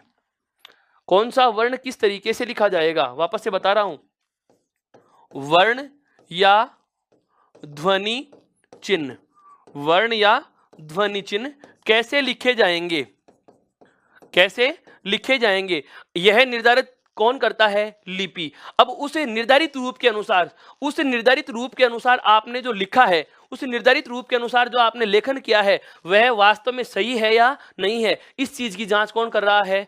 व्याकरण कर रहा है। अब हम बात करते हैं किसके संदर्भ में? अब हम बात करते हैं किसके संदर्भ में? व्याकरण के संदर्भ में। कि व्याकरण का काम क्या रहा? तो व्याकरण कर रही है किसे? शुद्ध भाषा को शुद्ध। भाषा में जैसे क वर्ण ऐसे लिखा जाएगा, ये शुद्ध है या नहीं, ये काम किसका रहा है? व्याकरण का। तो व्याकरण सही किससे करेगी? भाषा के अंगों को। क्यों? भाषा के अंग है तीन, वर्ण, शब्द और वाक्य, इन तीनों से मिलकर भाषा बनती है। मेरा कहने का मतलब यह हुआ कि एक साधन के तीन पार्ट हो गए, अगर हमें उस साधन को पूरे को सही करना है तो इन तीनों पार्टों को सही कर देंगे, पूरा साधन सही हो जाएगा। मेरा कहने का मतलब यही हुआ कि व्याकरण का काम क्या है? वर्ण, शब्द और वाक्यों को शुद्ध करना, अर्थात इन तीन को ही तो व्याकरण शुद्ध करेगा, तभी तो भाषा शुद्ध होगी। नहीं समझे? वापस से बता रहा हूं, व्याकरण का काम क्या होता है? भाषा को शुद्ध करने का। व्याकरण का कार्य क्या होता है? भाषा के जो निर्धारित रूप होता है उसकी जांच करना कि शुद्ध लिखा है या नहीं, शुद्ध बोला गया है या नहीं बोला गया। अब हमें यह पता है कि भाषा के तीन अंग हैं। कौन कौन से हैं? वर्ण है। भाषा के जो अंग हैं वो तीन कौन कौन से हैं? एक तो है वर्ण, एक है कौन सा? शब्द, और एक कौन सा है? वाक्य। वर्ण, शब्द और वाक्य, यदि ये तीनों चीजें शुद्ध हो जाएंगी तो पूरी भाषा शुद्ध हो जाएगी। और इनको शुद्ध करने का काम कौन कर रहा है? व्याकरण। अर्थात भाषा के अंगों को शुद्ध करने वाले ग्रंथ का नाम ही तो अपन व्याकरण ले रहे हैं, तो व्याकरण के अंग भी तो यही रहेंगे, क्योंकि ये इन्हीं को तो शुद्ध करेगा। कहने का मतलब यह हुआ कि चाहे आपको व्याकरण के अंग पूछे, चाहे भाषा के अंग पूछे, जवाब एक ही होगा। क्या? कि व्याकरण हो चाहे भाषा हो, व्याकरण और भाषा इन दोनों के अंग कितने होते हैं? तीन अंग होते हैं। और उन तीनों अंगों के नाम क्या क्या हैं? वर्ण, शब्द और वाक्य। वर्ण, शब्द और वाक्य। यहां तक की बात आपके बहुत अच्छे से समझ में आ चुकी होगी। अब हम बात करते हैं आगे, जो एक आपके रहा क्या कि ये लिपि वाला क्या चक्कर है, उस चीज को भी मैं थोड़ा सा और बता देता हूं। देखिए एक बार,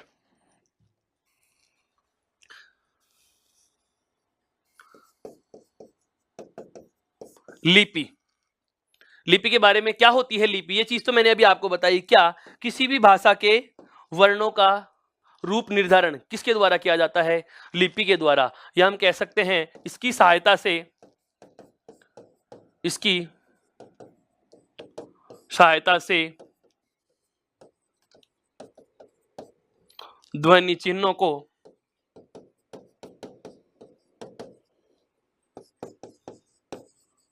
लिखित रूप प्रदान किया जाता है। लिखित रूप प्रदान किया जाता है। यहां तक तो कोई समस्या नहीं है। दूसरी बात, हमारे हिंदी के संदर्भ में हिंदी भाषा की लिपि कौन सी है? ये 2-3 तथ्य हैं, नोट कर लेना इसको। हिंदी भाषा की देवनागरी लिपि है। कौन सी है? देवनागरी लिपि। ये देवनागरी लिपि क्या है, इसके बारे में भी हम हिंदी साहित्य का इतिहास जब पढ़ेंगे तब इसके बारे में भी और चर्चा की जाएगी। एक अपने को यह भी ध्यान रखना है क्या कि हिंदी कौन से परिवार की भाषा है? हिंदी भारोपीय परिवार की भाषा है। ये थोड़ा ऐतिहासिक व्यू है, समझना। हमारे भारत में 2 प्रकार की भाषाएं बोली जाती हैं, एक तो आर्य परिवार की भाषा और एक द्रविड़ परिवार की भाषा। दक्षिणी भारत जो आता है वो द्रविड़ परिवार की भाषाओं में आता है, और जो उत्तरी भारत है वो आता है आर्य परिवार की भाषाओं में। और हिंदी का जो नाम है वो कौन से परिवार से जुड़ा हुआ है? भारोपीय परिवार से, अर्थात भारत और यूरोपीय परिवार की मिलजुली भाषा कौन सी है? हिंदी। मैं कहूँ हिंदी को कौन से परिवार की भाषा कहा गया है? भारोपीय परिवार की भाषा। और एक महत्वपूर्ण तीसरा और अंतिम जो तथ्य हमें याद रखना है वो कौन सा? हिंदी जो स्वयं शब्द है, हमें लगता है जैसे हिंदी शब्द हिंदी भाषा में पढ़ रहे हैं तो हिंदी, ये शब्द जो है हिंदी शब्द भी कौन सी भाषा का है? हिंदी शब्द फारसी भाषा का शब्द है। ये अलग तथ्य हैं। हिंदी शब्द फारसी शब्द है। ये 3 बातें और ध्यान में रखने की हैं भाषा के संदर्भ में। क्या क्या? सबसे पहले तो कि हिंदी शब्द कौन सी भाषा का शब्द है? फारसी शब्द है। हिंदी शब्द कौन सा शब्द है? फारसी शब्द है। दूसरी बात हमें क्या पता चली? हिंदी भाषा की लिपि कौन सी है? देवनागरी। हिंदी भाषा की लिपि कौन सी है? देवनागरी। ऐसे कहा जाता है कि गुजरात के बड़नगर के ब्राह्मणों की लिपि है, कई बार नागर ब्राह्मणों की लिपि होने के कारण नागरी लिपि कहा गया। नागरी लिपि है, देवों से संबंध रखने वाली भाषा, संस्कृत से हिंदी बनी, इसलिए से देवनागरी लिपि कहा गया। ये अलग अलग विद्वानों के अलग अलग मत रहे हैं, लेकिन जब इतिहास पढ़ेंगे तब इसके बारे में हमें वास्तविकता का पता चलेगा कि वास्तव में देवनागरी लिपि का विकास कैसे हुआ है, क्या है। फिलहाल हमें अभी इतना ध्यान रखना है कि हिंदी जो शब्द है वो फारसी भाषा का शब्द है, और हिंदी भाषा का निर्माण जो हुआ है या हिंदी भाषा में जो लिपि प्रयुक्त में ली जाती है वो कौन सी लिपि है? देवनागरी। और अंतिम बात हमें जो ध्यान में रखने की है वो कौन सी है? हिंदी कौन से परिवार की भाषा है? भारोपीय परिवार की भाषा है। भाषा परिवार की बात करी जाए तो हिंदी के लिए कौन सा भाषा परिवार हमें याद में रखना है? भारोपीय परिवार की हमें भाषा ध्यान में रखनी है। अब हम जो इसके बारे में आगे की चर्चा आरंभ कर रहे हैं वो आगे की चर्चा है, ध्यान दो, क्या कि व्याकरण को हम किस तरीके से पढ़ेंगे। हमें पता चल चुका कि व्याकरण के कितने अंग हैं? 3। व्याकरण के अंग कितने हैं? 3। भाषा के अंग भी कितने हैं? 3। भाषा और व्याकरण के कोई अलग अलग अंग नहीं है। यदि हमें भाषा के अंग पूछा जाता है तो भी हमारा आंसर यही होगा, वर्ण, शब्द, वाक्य। यदि हमें व्याकरण के अंग पूछे जाते हैं तो भी हमारा जवाब क्या होगा? वही, वर्ण, शब्द और वाक्य। यदि पूछ लिया जाए कि भाषा किसे कहा जाता है तो हमें पता चल चुका है, व्याकरण किसे कहा जाता है तो हमें पता चल चुका है। अब हम बात करते हैं क्या कि हम व्याकरण को, जो पाठ्यक्रम में संपूर्ण व्याकरण पढ़ने वाले हैं, इस संपूर्ण व्याकरण को किस तरीके से पढ़ेंगे। एक बोर्ड पे एक चार्ट के द्वारा मैं इसको थोड़ा समझाने का प्रयास कर रहा हूं, देखना। तो व्याकरण है, इस व्याकरण को हम किस तरीके से पढ़ेंगे। व्याकरण को अपने को पता चल गया, व्याकरण का हमें पता चल गया कि कितने अंग हैं? 3। इन तीनों अंगों का अध्ययन करेंगे। जैसे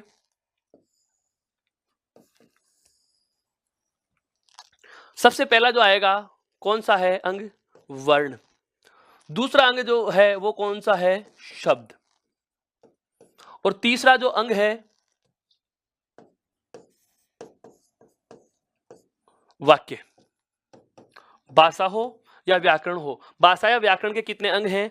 3 अंग हैं। कौन कौन से 3 अंग हैं? एक तो है वर्ण, एक है हमारा कौन सा? शब्द, और एक कौन सा है? वाक्य। चाहे भाषा के लिए कहा जाए चाहे व्याकरण के लिए कहा जाए, जवाब कितना होगा? 3। कौन कौन से हैं? वर्ण, शब्द और वाक्य। अब हम व्याकरण में इन चीजों को पढ़ेंगे कैसे, और उसको पढ़ने का क्रम क्या होता है? वास्तविक क्रम, वो वाला क्रम हमें याद रखना है जिससे एक टॉपिक को पढ़ लेने के बाद हमारा दूसरे वाला बिंदु उसमें जरूरत महसूस होती है। या मैं कहूं कि जैसे उठा करके हम बीच में से संधि वाला टॉपिक पढ़े, उठा करके बीच में से मुहावरे और लोकोक्ति पढ़ने लगे, एक क्रम भंग करके यदि पढ़ेंगे तो वो बचकाना सा होगा। हमें पॉइंट टू पॉइंट पढ़ेंगे, अप टू डेट पॉइंट पढ़ेंगे। टोटल बिंदु पढ़ाऊंगा, 1 से लेकर के 100 तक पढ़ना नहीं है, हमें 0 से 100 तक पढ़ना है।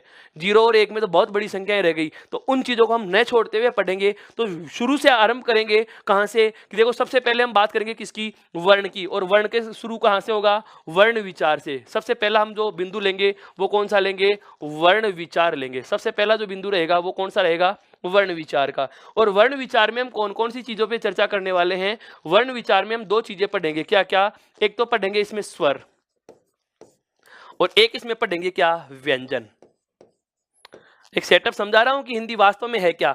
बहुत सारे टॉपिक नहीं होते, बहुत सारे हिंदी व्याकरण में व्याकरणिक बिंदु नहीं है। पूरी हिंदी व्याकरण केवल 3 बिंदुओं में बटी हुई है, वर्ण, शब्द और वाक्य। हिंदी व्याकरण के केवल 3 ही पॉइंट हैं, वर्ण, शब्द और वाक्य। अब जो अन्य हम बहुत सारे अनगिनत टॉपिक इसमें देखते हैं, उनका क्या सिस्टम है वो समझना है। वर्ण, शब्द और वाक्य के लिए वर्ण में अपन वर्ण विचार के अंतर्गत कौन कौन से बिंदुओं पर चर्चा करेंगे? एक तो स्वर पे चर्चा करेंगे, और दूसरा जो हमारा बिंदु रहेगा वो कौन सा रहेगा? व्यंजन पे। इसका मतलब यह हुआ कि हम एक चर्चा तो स्वर पे करने वाले हैं और एक व्यंजन पे करने वाले हैं। अब इन दोनों टॉपिकों की सहायता से हमारे जो बिंदु समझ में आने वाला है वो टॉपिक समझ में आएगा कौन सा? संधि। दोस्तों वापस से समझना इस चीज को, एक दूसरा टॉपिक एक दूसरे से संबंध रखता है। हम बांट के नहीं पढ़ेंगे, पूरी व्याकरण को जोड़ते हुए पढ़ेंगे, कोरिलेटेड करके पढ़ेंगे। एक दूसरे टॉपिक की जहां जरूरत पड़ती है हमें उन टॉपिकों की गुत्थियों को बांधे हुए पढ़ना है और सारी चीजों को माइनर समझना है। तो वापस से बता रहा हूं, वर्ण विचार के अंतर्गत सबसे पहले मैं बात करूंगा आपके साथ में कौन से टॉपिक पे हम बात करेंगे? वर्ण विचार पे। वर्ण विचार में हम दो बिंदु लेंगे, कौन कौन से? एक तो स्वर और एक कौन सा? व्यंजन। जब स्वर और व्यंजन पढ़ लेंगे, उसके बाद में हम इस स्वर और व्यंजन से जिस बिंदु पर पहुंचेंगे वो वाला बिंदु हमारा कौन सा हो जाएगा?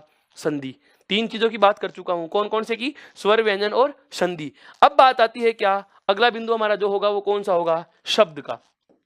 इस शब्द में हम कौन कौन से बिंदुओं पे चर्चा करेंगे? हिंदी व्याकरण का सबसे ज्यादा बड़ा पार्ट कहां पर आएगा? आपके शब्द वाले भाग में आएगा। देखो, शब्द में सबसे पहले हम बात करेंगे कौन से पे? इन शब्दों की उत्पत्ति के आधार पर इसके कितने प्रकार होते हैं। सबसे पहले तो इन शब्दों की क्या उत्पत्ति के आधार पर इनके कितने प्रकार होते हैं उस पे। उत्पत्ति के आधार पर शब्दों के जो 5 प्रकार है, तत्सम वाला, तद्भव, देशज, विदेशी और संकर वाला। उसके बाद में हम बात करेंगे इन शब्दों की प्रयोग और रचना। उत्पत्ति के बाद में हम बात करेंगे कहां से? रचना के संदर्भ में बात करेंगे कि इन शब्दों की रचना कहां कहां से हुई है, या मैं कहूंगा कि रचना के आधार पर कौन कौन से शब्द होते हैं, कितने प्रकार के शब्द होते हैं। रचना के बाद में जो हमारा बात होगी कि इन शब्दों का अर्थ क्या क्या होता है, उस अर्थ के आधार पर अपन शब्दों के बारे में वार्तालाप करेंगे। वापस से बता रहा हूं, शब्द वाले बिंदु के अंतर्गत कौन कौन सी चीजें पढ़ेंगे? एक तो उत्पत्ति के आधार पर शब्दों के प्रकार पढ़ेंगे, तत्सम, तद्भव, देशज, विदेशी और संकर वाला। फिर रचना में पढ़ेंगे 3 जो रूढ़, यौगिक और योग रूढ़ आएंगे। उसके बाद में जो अर्थ के आधार पर, यह सबसे ज्यादा बड़ा भाग होता है हिंदी व्याकरण का, जिसमें 2 चीजें निकल के आती हैं, एक तो सार्थक वाला भाग और एक निरर्थक वाला भाग। सार्थक में वो वाला पोर्शन आ जाता है जो विद्यार्थियों आपको स्वयं को पढ़ना है, मेरी सहायता से पढ़ना है। पर्याय शब्द हैं, विलोम शब्द हैं, एकार्थी शब्द हैं, अनेकार्थी शब्द हैं, जो युग्म शब्द हैं, वाक्यांश के लिए एक शब्द हैं, और शब्द शुद्धि वाला बिंदु, वो सारा का सारा कौन से पार्ट में देखा जाएगा? शब्द के अर्थ वाले में। अर्थ के बाद में एक जो अपन बात करेंगे जिसके बारे में, वो आएगा विकार। वो कौन सा भाग आएगा? विकार के आधार पर शब्दों का प्रकार। और ये विकार के आधार पर जो शब्दों का प्रकार है, ये हिंदी व्याकरण के शब्द वाले भाग में एक बेस टॉपिक कहा जा सकता है, आधार बिंदु कहा जा सकता है, क्योंकि यहीं से हमारे 2 भाग निकल के आएंगे। एक नाम हमारे सामने निकल के आएगा कौन सा? विकारी, और एक नाम निकल के आएगा हमारे सामने कौन सा? अविकारी। बहुत अच्छे से समझना इस चीज को। सिलेबस का गणित समझा रहा हूं कि वास्तव में हिंदी व्याकरण के पाठ्यक्रम में है क्या, हिंदी व्याकरण की चीजें कैसे कैसे बढ़ती हैं। हिंदी व्याकरण में 3 बिंदु हैं केवल, वर्ण, शब्द और वाक्य, और वहीं से मैं आपको जोड़ते हुए लेके चल रहा हूं आगे, विकारी और अविकारी। विकारी और अविकारी की अगर हम बात करेंगे जैसे ही, तो इसके आगे वाला जो हमें टॉपिक सजेस्ट करेगा, या इन टॉपिकों से हमें जो अगला सुझाव मिलेगा, इसमें हम पढ़ेंगे कौन कौन से बिंदुओं को? संज्ञा को पढ़ेंगे, सर्वनाम को पढ़ेंगे, क्रिया को पढ़ेंगे और विशेषण को पढ़ेंगे। संज्ञा, सर्वनाम, क्रिया और विशेषण, इन 4 बिंदुओं की चर्चा हम कौन से में करेंगे? विकारी में। और इसी में चारों प्रकार के अपन कौन से शब्द पढ़ेंगे? अव्यय शब्द पढ़ेंगे, जिसमें आपके संबंध बोधक है, समुच्चय बोधक है, विस्मयादि बोधक है, और एक आपका जो क्रिया विशेषण वाला भाग है, ये भी हम इसी के अंतर्गत पढ़ेंगे, वो भी इसी के अंतर्गत पढ़ेंगे। वापस से बता रहा हूं, विकारी के अंतर्गत संज्ञा, सर्वनाम, क्रिया और विशेषण, और अविकारी के अंतर्गत अव्यय, और अव्यय के चारों प्रकार कौन कौन सा? संबंध बोधक, समुच्चय बोधक, विस्मयादि बोधक और क्रिया विशेषण। ये सारा का सारा भाग हम कौन सी चीज में पढ़ेंगे? विकारी और अविकारी में। जैसे ही हमारे सारी की सारी बिंदु क्लियर हो जाएंगे, जैसे ही हम इन चीजों को समझ लेंगे, उसके बाद एक नया टॉपिक हमारे जो जुड़ के सामने आएगा, उस वाले बिंदु का नाम होगा कौन सा? समास। मैं जो कहना चाह रहा हूं आप समझ पा रहे होंगे क्या, कि शब्द वाला पोर्शन जैसे हम शुरू करेंगे तो सबसे पहले उत्पत्ति के आधार पर शब्द पढ़ेंगे, उसके बाद रचना के आधार पर पढ़ेंगे, उसके बाद अर्थ के आधार पर पढ़ेंगे। ठीक अगला बिंदु रहेगा व्याकरण वाला। व्याकरण में विकारी और अविकारी में से हम 4 संज्ञा वाला सर्वनाम, विकारी, क्रिया और विशेषण, और इसी में 4 अविकारी निकाल लेंगे। कौन कौन से? संबंध बोधक अव्यय, समुच्चय बोधक अव्यय, विस्मयादि बोधक अव्यय और क्रिया विशेषण अव्यय। अब उसके ठीक बाद में जो जिस बिंदु पर हम पहुंचने वाले होंगे वो वाला कौन सा पोर्शन आ जाएगा? समास। अर्थात मैं कहना चाहूंगा कि विकारी शब्दों के बाद या विकारी शब्दों को पूरा पढ़ लेने के बाद एक जो नया टॉपिक की तरफ हमें संकेत मिलेंगे वो कौन से टॉपिक के मिलेंगे? समास के। ध्यान देना, अब मैं 2 बिंदु बता चुका हूं। स्वर और व्यंजन पढ़ने के बाद हमें सुझाव के रूप में जो बिंदु मिलने वाला है वो तो है कौन सा? संधि। और विकारी और अविकारी पढ़ लेने के बाद हम कौन से सुझाव बिंदु पर पहुंच गए? समास। और जब संधि और समास दोनों पढ़ लिए जाएंगे उसके बाद हमें जो नया बिंदु मिलने आ रहा है वो आ रहा है क्या? उपसर्ग। वो क्या आएगा?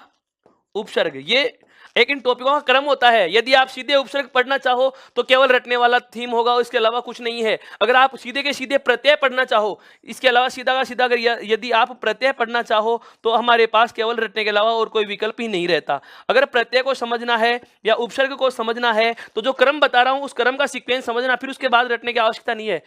हिंदी व्याकरण मैथ्स की तरह पूरा टेक्निकली है। इसको अगर थीम समझ में आ गई तो पूरा टॉपिक समझ में आ जाता है, और सारे के सारे व्याकरणिक बिंदु एक से दूसरा जुड़ा हुआ है। एक बिंदु समझ में आने के बाद ही दूसरा आता है। जैसे स्वर और व्यंजन बिना पढ़े संधि पढ़ना असंभव है, और यदि संधि पढ़ी भी जाती है तो केवल रटने का विकल्प रहता है। क्यों? क्योंकि हमें वर्ण ही नहीं पता कि यह है क्या चीज। इसका मतलब यह हुआ कि स्वर और व्यंजन पढ़ के हम संधि पर पहुंचेंगे, और शब्दों में उत्पत्ति, रचना, अर्थ और विकार के आधार पर सारे शब्द पढ़ने के बाद हम कहां पहुंचेंगे? समास के ऊपर। अब जब समास और संधि दोनों पढ़ लिए जाएंगे तो नए 2 टॉपिकों का या नए 2 बिंदुओं का हमें सुझाव मिल जाएगा। और उन नए 2 बिंदु कौन कौन से हो गए? एक तो हो गया उपसर्ग और एक कौन सा हो गया? प्रत्यय। एक तो गया उपसर्ग और एक कौन सा हो गया? प्रत्यय। और जब संधि, समास, उपसर्ग और प्रत्यय पढ़ लेंगे तो इसके ठीक बाद में हम जिस बिंदु पे पहुंचेंगे वो वाला बिंदु आएगा हमारा कौन सा? शब्द शुद्धि। वो वाला बिंदु कौन सा आएगा? शब्द शुद्धि।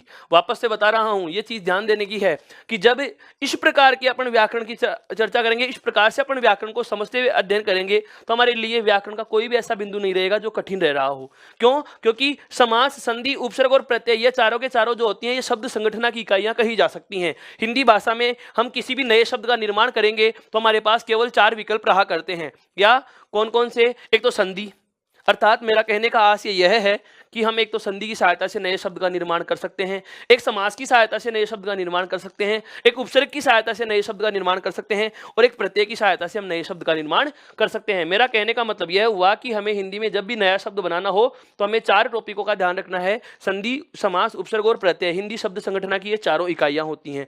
और जो विकार और अविकार के लिए जो 4 संज्ञा, सर्वनाम, क्रिया और विशेषण, और ये 4 समुच्चय बोधक, संबंध बोधक, विस्मयादि बोधक और क्रिया विशेषण, ये जो अव्यय निकल के आते हैं ये आते हैं शब्द रूपांतरण से। कहां से निकल के आ रहे हैं? शब्द रूपांतरण से। बिंदुओं को समझना है, हिंदी व्याकरण में अलग से कुछ नहीं है। अगर टॉपिकों का खेल समझ में आ गया तो पूरा टेक्निकली समझ में आ जाता है। बहुत अच्छे से इसका मैं आपको क्लासिफिकेशन दे रहा हूं, इसका विभाजन दे रहा हूं कि हिंदी व्याकरण के जो बिंदु एक दूसरे से जुड़ते कैसे हैं। स्वर और व्यंजन पढ़ने के बाद संधि जुड़ जाएगी, स्वर और व्यंजन के बाद संधि जुड़ जाएगी, और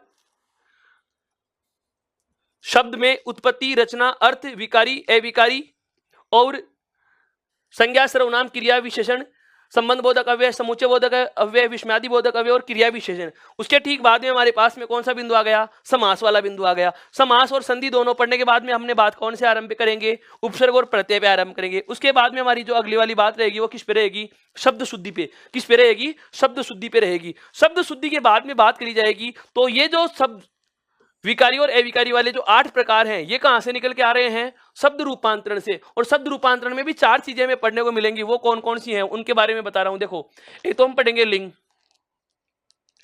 एक हम पढ़ेंगे वचन, एक तो पढ़ेंगे कौन सा? लिंग, एक पढ़ेंगे वचन, एक हम बात करेंगे काल पे, और एक हम पढ़ेंगे कारक। एक कौन सा पढ़ेंगे? कारक। मैं वापस से दोहरान कर रहा हूं इस चीज का। शब्द रूपांतरण में हमारे पास 4 बिंदु समझ निकल के आएंगे। एक तो कौन सा? लिंग, एक वचन, एक काल और एक कारक। ये 4 बिंदु, उनको तो कहा जाता है परिवर्तन की इकाइयां। शब्द को बदलना हो तो शर्तें होती हैं 4। हिंदी में किसी भी शब्द में परिवर्तन करना है, हिंदी में किसी भी शब्द का प्रयोग या किसी भी शब्द को परिवर्तन करना है तो हमें कौन से? इन 4 चीजों का ही प्रयोग में लेना होगा। सबसे पहले कौन कौन से का? लिंग। उसके बाद में वचन, उसके बाद में काल और उसके बाद में कारक। ये चारों की चीजें पढ़ने के बाद में हमारा जो ये शब्द रूपांतरण वाला पार्ट है, ये जो हमारा शब्द परिवर्तन वाला पार्ट है, शब्द रूपांतरण जिसको मैंने कहा, शब्द रूपांतरण से मेरा संदर्भ यह है कि किसी भी शब्द को परिवर्तन कैसे करते हैं। किसी भी शब्द को परिवर्तन करने के लिए हमारे पास 4 तरीके हैं। 4 तरीकों में सबसे पहला कौन सा आ रहा है? लिंग। दूसरा कौन सा आएगा? वचन। तीसरा आएगा काल और चौथा आएगा कारक। ये चारों चीजें कहां से निकल के आएंगी? विकारी और अविकारी के लिए आवश्यक शर्तों में, कि विकारी का कैसे बनेंगे? जो इन पे बदलेंगे। अविकारी कौन से होंगे? जो इन शर्तों से नहीं बदलेंगे। इसलिए इन दोनों के लिए बेस्ट टॉपिक वो वाली चीज हो गई। ये सारा का सारा पोर्शन हम कौन से बिंदु में पढ़ रहे हैं? शब्द में। तो मेरा कहने का मतलब यह है कि हिंदी व्याकरण का जो सबसे बड़ा भाग है, हिंदी व्याकरण का जो सबसे बड़ा पार्ट है, वो कौन सा है? शब्द विचार। कौन सा है? शब्द विचार। हिंदी व्याकरण का जो सबसे बड़ा पार्ट है वो कौन सा पार्ट है? शब्द विचार वाला पार्ट है। अब बात आती है, जब वर्ण पढ़ लिया, वर्ण से स्वर, व्यंजन और संधि पढ़ ली, जब शब्द पढ़ लिया, उत्पत्ति, रचना, अर्थ, विकार, अविकारी और विकारी, लिंग, वचन, काल और कारक, संधि, समास, उपसर्ग और प्रत्यय, ये सारा पढ़ने के बाद अगर अपन आगे बढ़ेंगे तो जो नया बिंदु हमारे सामने निकल के आएगा, वो नया वाला बिंदु कौन सा होगा? वाक्य। और इस वाक्य में क्या पढ़ेंगे? वाक्य विचार के अंतर्गत। वाक्य विचार के अंतर्गत हम क्या पढ़ेंगे? वाक्य के प्रकार। क्या पढ़ेंगे? वाक्य के प्रकार। और वाक्य के जो प्रकार हैं, उस वाक्य के प्रकारों में देखो, सबसे पहले हम बात करेंगे किसकी? साधारण वाक्य की। सबसे पहले बात किसकी करी जाएगी? साधारण वाक्य की। साधारण वाक्य के बाद में हम जो बात करेंगे, साधारण वाक्य के बाद में जो बात करेंगे किसकी?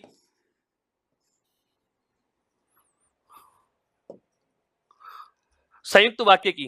साधारण के बाद में जो बात करेंगे वो किसकी करेंगे? संयुक्त की। और संयुक्त के बाद में जो बात करेंगे वो किसकी करेंगे? मिश्र वाक्य की। साधारण वाक्य की बात करेंगे, संयुक्त वाक्य की बात करेंगे, और उसके बाद में बात किसकी करेंगे? मिश्र वाक्य की बात करेंगे। साधारण, संयुक्त और मिश्र। साधारण, संयुक्त और मिश्र।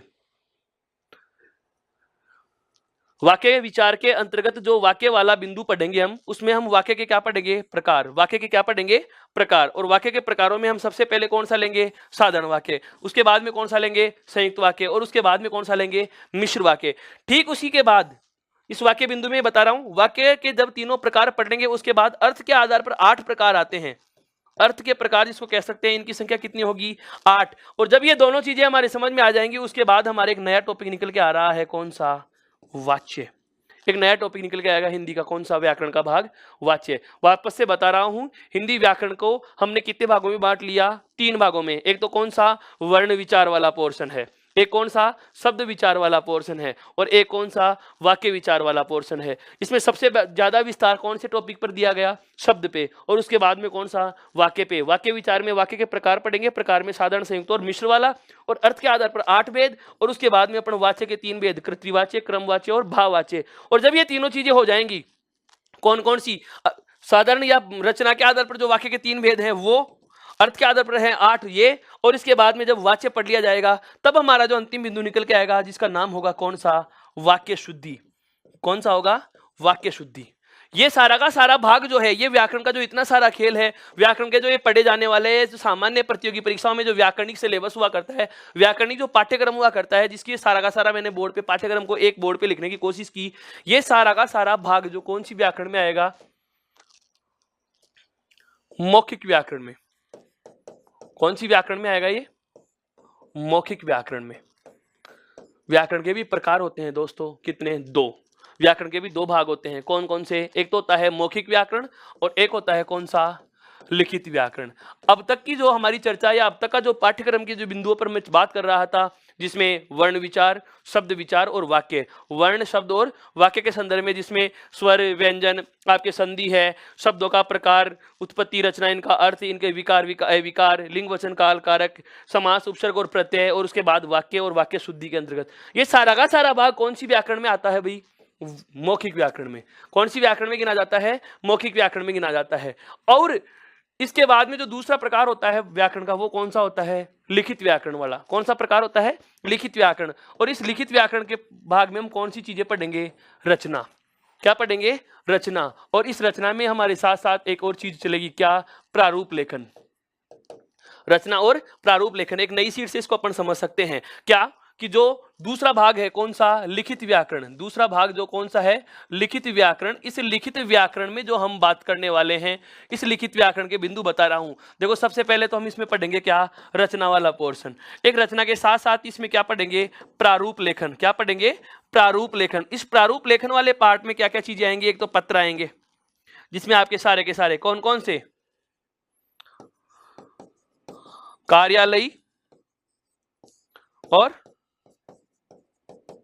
पारिवारिक, कार्यालयी और पारिवारिक जो हमारे पाठ्यक्रम में चलते हैं उन सभी की बात करेंगे। कार्यालय को अपन चाहे तो सरकारी कह सकते हैं, क्या कह सकते हैं, सरकारी कह सकते हैं। इसी से जुड़ता हुआ हमारा एक बिंदु और आएगा, कौन सा, अर्ध सरकारी। कौन सा आएगा, अर्ध सरकारी। इसी से जुड़ता हुआ एक टॉपिक और आएगा हमारे, कौन सा, अधिसूचना।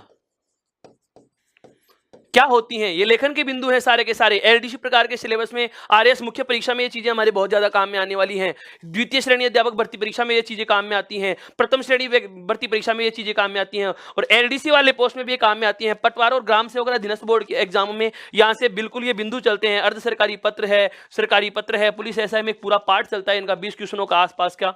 तो अधिसूचना है। एक इसमें हमारे बिंदु आएगा निविदा, एक इसमें हमारा बिंदु आएगा ज्ञापन, एक इसमें आएगा क्या, स्मरण पत्र, एक इसमें आएगा क्या, स्मरण पत्र, और एक इसी में आएगा क्या,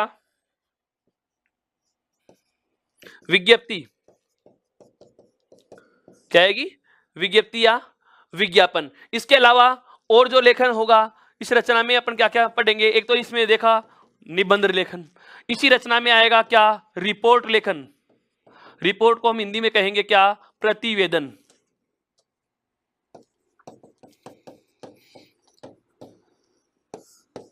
और इसी में इसके आगे जो हम बिंदु पढ़ने वाले हैं, आलेख लेखन। इसी के बाद में एक नया बिंदु हम पढ़ेंगे, फीचर लेखन। ये सारा का सारा कौन से भाग में आएगा, लिखित व्याकरण वाला पार्ट। इसके अलावा लिखित व्याकरण में आपके कहानी और नाटक भी लेखन चलता है, लेकिन ये ज्यादातर प्रतियोगिता परीक्षाओं में इस पे चर्चा न करते क्योंकि इनके इतिहास की बातें की जाती है, इनकी रचना और रचनाकारों में ये साहित्य से जोड़ के पढ़े जाते हैं, लेकिन ये व्याकरण से जोड़ के पढ़े जाते हैं। तो साहित्य से जोड़ के पढ़े जाने वाले तथ्य हैं, साहित्य से जोड़ के हम पढ़ेंगे कौन कौन सी चीजें, एक तो कहानी का लेखन, एक नाटक का लेखन, एक उपन्यास का लेखन, एक उपन्यास का लेखन, एक जीवनी संस्मरण, इनका जो लेखन होगा ये वाली चीजें, और एक आलोचना। ये सारी की सारी चीजें हम किससे जोड़ के पढ़ेंगे, इनका अपन जोड़ेंगे साहित्य से जोड़ के। तो ये साहित्य वाला पार्ट है, इसको अलग रखते हुए एक बार व्याकरण के रूप में जो व्याकरण से जोड़ के पढ़ा जाता है, हम इन सभी बिंदुओं की चर्चा करने वाले हैं, एक के बाद एक, एक के बाद एक, एक के बाद एक। नियमित रूप से हमारा क्रमबद्ध तरीके से पाठ्यक्रम आरंभ हो जाएगा। तो सबसे पहले कौन सी बात पे चर्चा होगी, वर्ण विचार पे। वर्ण विचार के बाद में हमारा जो दूसरा मुख्य बिंदु रहेगा वो रहेगा शब्द विचार वाला, और शब्द विचार के बाद में हमारा जो तीसरा मुख्य बिंदु रहेगा वो रहेगा वाक्य विचार। जब वो लिखित व्याकरण के तीनों बिंदु पढ़ा दिए जाएंगे आपको, कौन कौन सा, वर्ण विचार, शब्द विचार और वाक्य विचार, उसके बाद में हम कौन सी व्याकरण शुरू कर लेंगे, लिखित वाली व्याकरण। और इस लिखित व्याकरण के भी एक एक बिंदु पर बहुत अच्छे विस्तार से बात करेंगे। किसी भी चीज को न छोड़ते हुए आगे बढ़ना है। एक बार हिंदी व्याकरण के पाठ्यक्रम को अपने को इस तरीके से पढ़ना है कि कुछ भी चीज हमें वापस से दोहरान करने के लिए तो पढ़ ली जाए, लेकिन सीखने के नजरिए से कहीं ऐसी चीज न लगे कि यार ये चीज क्या होती है। मेरा कहने का आशय यह है कि हमें वो सब चीजें पढ़नी है जो एक व्याकरण के सिलेबस में समाहित की जाती हैं, चाहे परीक्षा कोई भी हो। जो आप नियमित कक्षाओं में